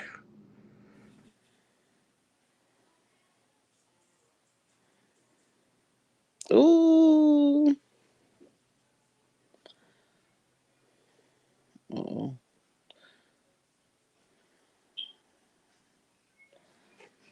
Um, that budget narrative according to the notice opportunity. Ooh, ooh, listen. Yep. I'm about to send you this one right here. Okay. Hold up. So you can see what I just did. Oh, you updated it? You know it. Yep, I knew it was coming.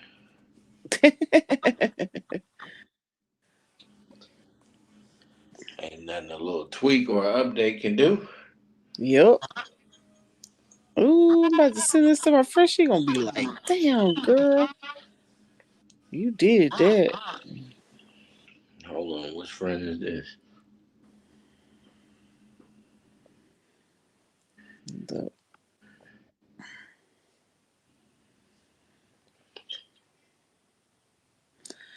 I simplified it. I have to read through the whole thing.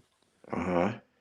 That's why I was gonna come on here and do it with you with Right. you and go through it. I'm probably gonna get up. You got me hyped now. Oh yeah. I'm probably gonna look at that one. You're gonna be like, oh shit. Watch that Yeah. watch Right. that breakout. Let's see. You sent it? Yeah. Okay, I I got. have to get my statistics from I should have gotten my statistics from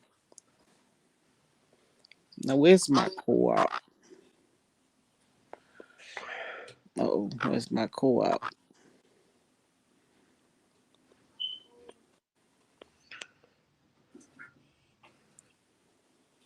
Mm.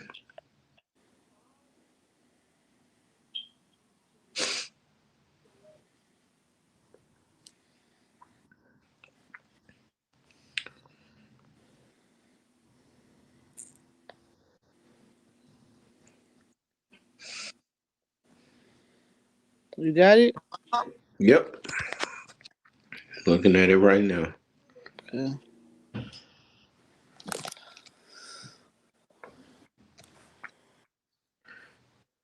Okay.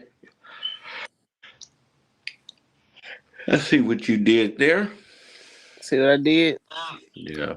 You can see how it's easy readable, Mm-hmm. but I have to go through now. I have to take all of that, and then put it in a Word document and then run it through Grammarly Right. Damn, I can't believe you added all this. It's What I just did, that short time frame where you copy and paste. What you did. I copied and pasted it. Okay. I reran it though. Okay. So what you want to do is you want to say, okay, so these are the things that if you're trying to do a draft, you want to do. You want to say whatever your idea is. You want to say make sure you include the logic model, a budget summary, and a budget narrative according to federal regulations, or whatever grant you plan on writing. You upload it, and then you say make sure that your grant draft have a logic model. Right. Now, the first time you do it, um, like, do you have chat on your phone? Who? Chat GPT. I did have it. Let me see. Oh, I gotta re-download it.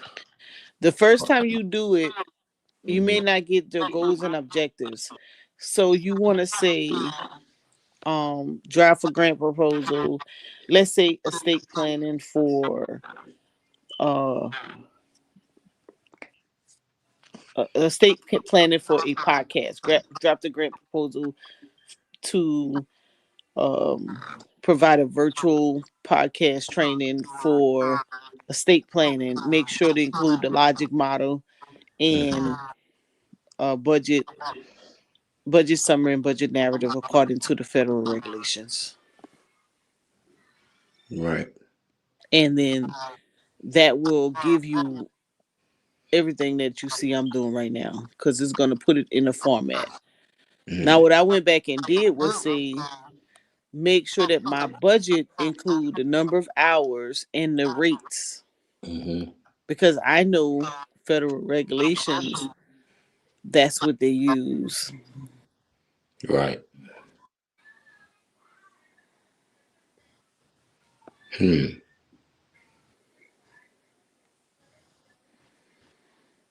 Yeah. So that's what they look for you. This is how they look for you to break it down. And your budget summary, this is how it should be broken out. This is how you need to spell out everything. Right. Okay. Yeah. Yep. This is good. Yep. Mm-hmm. So if you wanted to follow that concept, that's an idea. But how do I get to it? That's how I get to it. I always tell it to add the logic model, and I always tell it to do my budget summary and budget narrative according to the federal regulation, Right. and break the rates down by hours and the rate, and then you're gonna get that. I get a specified number. Mm-hmm. Okay. Damn, that's good. Yeah. Yeah, this is an impeccable list. Now the real one. So now what I need to do in here is I'm gonna take everything I have right here. Mm-hmm. I'm gonna PDF it, and then I'm gonna say, um, how does this align with I'm gonna go to their website, and I'm gonna put their content so that project summary, that Mm-hmm. executive summary Yeah. includes their organization's information. That's Right. the only Okay. thing. That's the only thing I'm missing. Yeah. Is that what the abstract? Mm-hmm. And the executive summary, and we don't have one in there right now Yeah. Okay, I got you. because I forgot to put it in. I just remembered. Yeah. So normally what I'll do is I'll add the website and the PDF from the grant, and I'll say how does both of these align, and then I'll put whatever my idea is. Like I know I want to do something for the farm. I want to do, like I just said, I wanted to do the estate planning and the retirement planning for farmers, right? Yeah. So I'll say, how does this grant align with this website to create a grant proposal for estate planning and succession planning, and make sure you use the logic model, and don't forget to make the budget summary and budget narrative Right. by adding the hourly rate and the pay rate according to federal standards. And then I'll hit it and then see what it spits back out. Yeah. Okay. I mean, that's good. That'll work.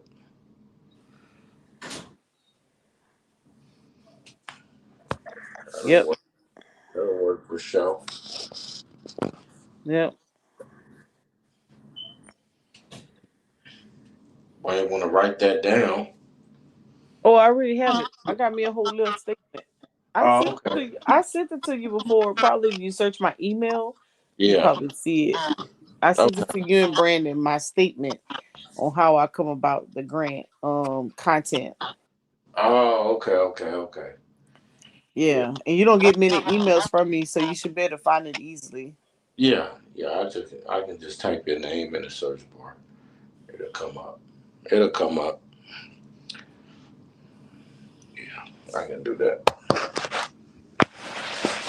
Uh-huh. Yeah. Yeah. This is good though, Mo. Yeah, you see how um I well, when you know what you want to do, all you have to do is tell it to do a logic model for you, and it'll give you exactly what you need. Yeah. And then you take out what you want to keep, adjust it. Okay. Yep. Let me see.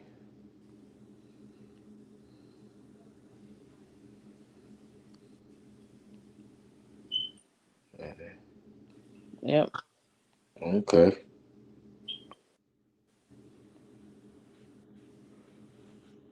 Gotcha. Yep. Yeah, this is it. Yep. What is Yeah. RCDG? We said, oh, we said RCDG, Yeah. rural. That's the is rural cooperative development grant. Oh, okay, okay. I Remember, got. I had pulled it up earlier. Yeah. I was just wondering what that was. Mm-hmm. Abbreviation. Yeah, because this says okay. Program title: Sustaining Agricultural Legacies, Estate and Retirement Planning for Veteran Farmers. Oh, Mm-hmm. yeah, man, this is gonna be good, bro. Ain't it though? Yeah. Yeah. Mm-hmm. Got something right there. Now I'm about to send you. Remember, I told you I was missing the part for the. Yeah. I'm about to send you.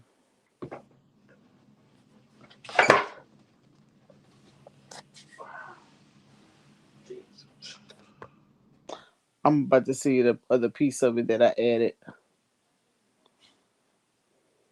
I added this part. This is the part I was missing. Now what I'm probably gonna have to do is rerun it because it's out of order. Oh, okay. I don't think I had an accepted for this before. Mm. Yep. Bam. You'll see how I added it. How I added the land is already purchased, so I use the land for the matching piece. Kingdom Housing Inc. Yeah, Kingdom Housing. Yep, that's the name of the organization. Oh, that was the missing part. Okay. Mm-hmm. Executive summary. Yeah.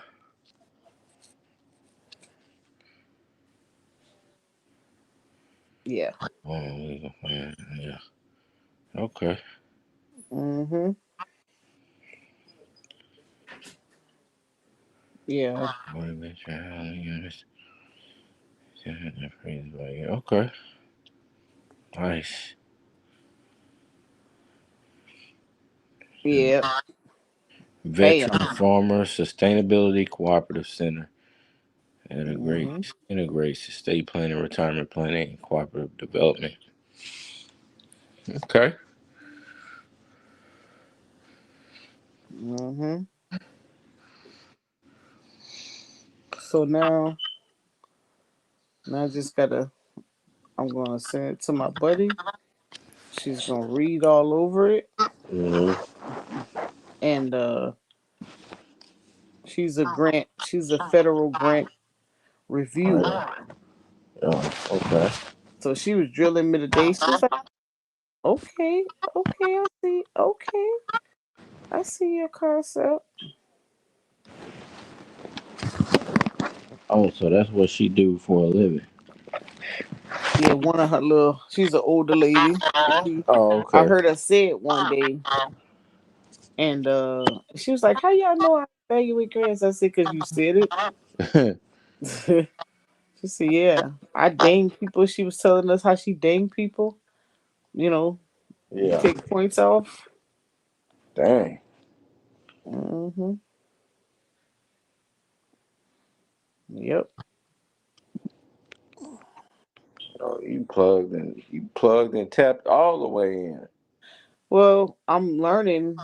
She's like, you don't need me if you know all of this. You don't need me, and I'm like, yes, I do, because I ain't been laying. I've never landed a federal grant yet, so shoot, I do need you. Right. You know. hmm Yep. Yeah, we definitely need that. Yep. Got it down pat. Now I have to fix that problem statement because I need to get some statistics, and I think I need to get it from South Carolina. It's South Carolina Department of Commerce or something. Mm, Someplace I'm supposed to get that from. right. But um problem is that, yeah, I know my data. I need to do a better job with that. hmm But I forgot I forgot the places where I could get the data from. You know what I'm saying? Yeah. I think that maybe I could tell it to pull um the problem statement should probably be pulled from, I don't know. My problem statement needs to include real time data. That's what I'm gonna just tell it. Real time data for that area. Using this information. So I'm gonna say using this information, uh, add real time data for farmers in rural Richland. So now I'm gonna keep it specific.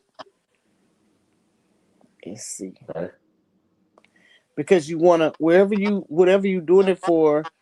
You don't have to be doing it for farmers, but whatever you're doing it for, you gotta have the data. Yesterday you gotta have the data. You gotta have the data. Right. So I have to get real time data. And I would like to use governmental websites. So I see, uh, I get it. so like, oh, here, Department of Agriculture, South Carolina Department of Agriculture. hmm So they have real time data for farmers. Um, hmm and they said Department of Agriculture Natural Agricultural Statistics Service released data for 2022 February 13th, 2024 highly participating data, 6 million data points. Okay. All right. So I'll have to say according to that, the number of farmers in South Carolina dropped from 8.7%, 24,791 to 22,633. Small farms, 1 to 9 acres and 10 to 49 acres. Okay, boo. That's all I need to know, right? So I need to pull some data from right here. That's a lot of data. I don't know if it's gonna have demographics. Here we go. Oh yes. Listen, watch this, Chris. Bam. The number of military veteran farmers in the state dropped. South Carolina producers with military service fell 15% Damn. to 4,553 from an average age of 67.7. Nationwide, the number of producers fell 18%. Black farmers numbers also fell. South Carolina had, okay, I'm not going to be able to say black because this grant specifically say don't say nothing racial. Right. So I'm not going to put that, and I'm not going to put this Hispanic thing, but I am going to take this part right here, and I'm going to put the number of South Carolina producers under the age of 35 was 2,977, or 7.8% of all producers. Blah, blah, blah. South Mm, Carolina farmers have 10 years or less of experience in any farm. So no, I don't need that. I need this military piece right here. yeah. And then I need, okay. And then I need, now let's see if they say anything about aquaculture. Aquaculture. I never heard of that. Me either. Aquaculture is thriving. Let's see. Cuba. He visited to Cuba. The commissioner went to Cuba. Okay, it's eggs, walnuts. All right. Now you see, I don't see anything on here about succession planning. See what I'm saying? Yeah. And that's the point. I get it. If we want to stay to the next generation or get these farmers to sustain, then we're gonna have to teach them how to plan. Right. Um, ooh, you made me stay up, but it was worth it Mm-hmm. because I was I'll about to take my black ass to sleep like a mug. take Mm. So No. this right here,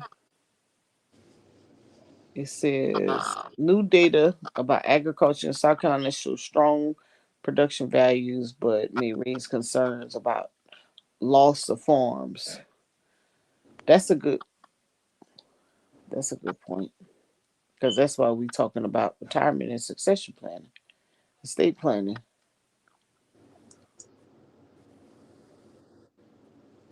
Right. Let me pull this right here. Boy, you just gave me something. You Good. just gave me something. Ooh, they gonna say that girl and changed the whole concept. Mm-hmm. Sure did. Yeah. Excellent. I always tell people don't go off my first initial thought because I've been to change that. Good point. You be thinking that you done took something from me. I've been to change the whole thing around.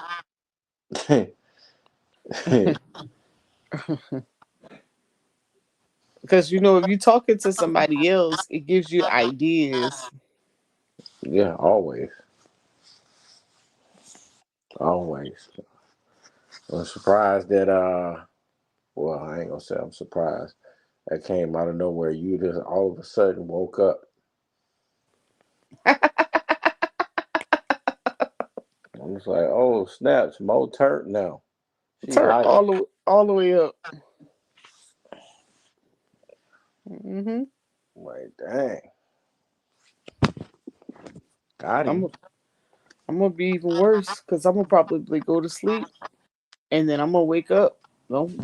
Don't look up and see me live in the morning Mm-hmm. because I'm about to put this in perspective. Really? Okay. Hmm. I'm about to make this do what it do. You gave me when you start talking, I said because I was battling because I was like, damn, I just did this whole damn grid and it's for farmers, but I had just veterans in the veterans housing, and so I was like, how the hell I must transition this to veteran farmers? Right. And then you said something, and I said, oh, estate planning and retirement planning for veteran farmers. They're losing their farmland because they're out of money. That click. Hell yeah.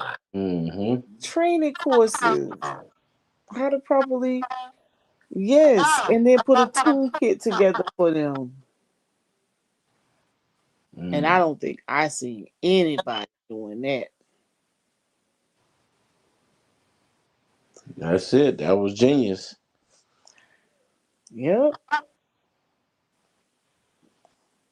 Have to get you down here. Yeah. Bam. So yeah, I'm gonna sleep on that because I got the concept now. That's all you needed right there. Oh yeah. And if you looked at it and say, "Oh shit, this is good," I was like, "Oh yeah, I'm headed in the right direction." Yeah. I was like, damn, yeah, this is good. And you put that together. Now, if you just so happen to think about something, because I know Mm-hmm. you talk about estate planning and retirement plan, but if something, I think the part in the toolkit, like I'm gonna have to break the toolkit out. So, um, oh, Chris, you've been wanting to put something together for a while. Yeah. We may be able to do a toolkit for farmers. I don't see why not. For because a lot of farmers are entrepreneurs or small business owners, and Mm-hmm. so they're trying to pass their stuff on, but a lot of them, that initial investment, or what to do, where to go. So we need to go back to your workbook concept and think about it in form of a toolkit. You know what, hold on, I'm gonna throw something in and then I'm gonna give you something to work with. All right. So, do you know anything about the Federal Farm Credit System? No, you gonna teach me. All right. What's it So, called? Federal Farm Credit System is for farmers so they can obtain low rate financing through, yeah, so they can obtain low rate financing. It's like short term loans for planting and harvest. Then you got Yeah, intermediate. but let me tell you the problem with. I have heard it. Okay, so let me tell you the problem with that right now. So the farmers don't know how to fill out the paperwork. Oh Lord, Exactly. That's why we got to do training. yeah. Ooh, ooh, ooh, ooh. Messed it up. And then let's see, they do intermediate term loans to buy equipment and long term loans to buy land and buildings. Ooh, you gonna like this? Hold on. Banks, funding corporations. Ooh, they do T bills.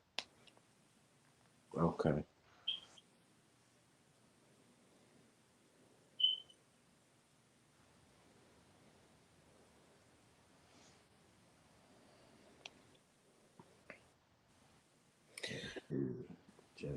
And then whatever you tell me to put in, I'm gonna say add this information in. Oh,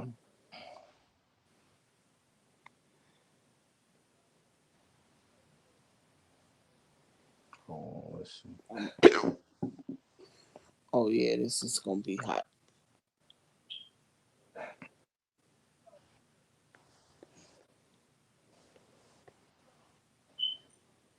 Yeah, we gonna make a we gonna put this book together, this toolkit together, and it's only eight eight pages.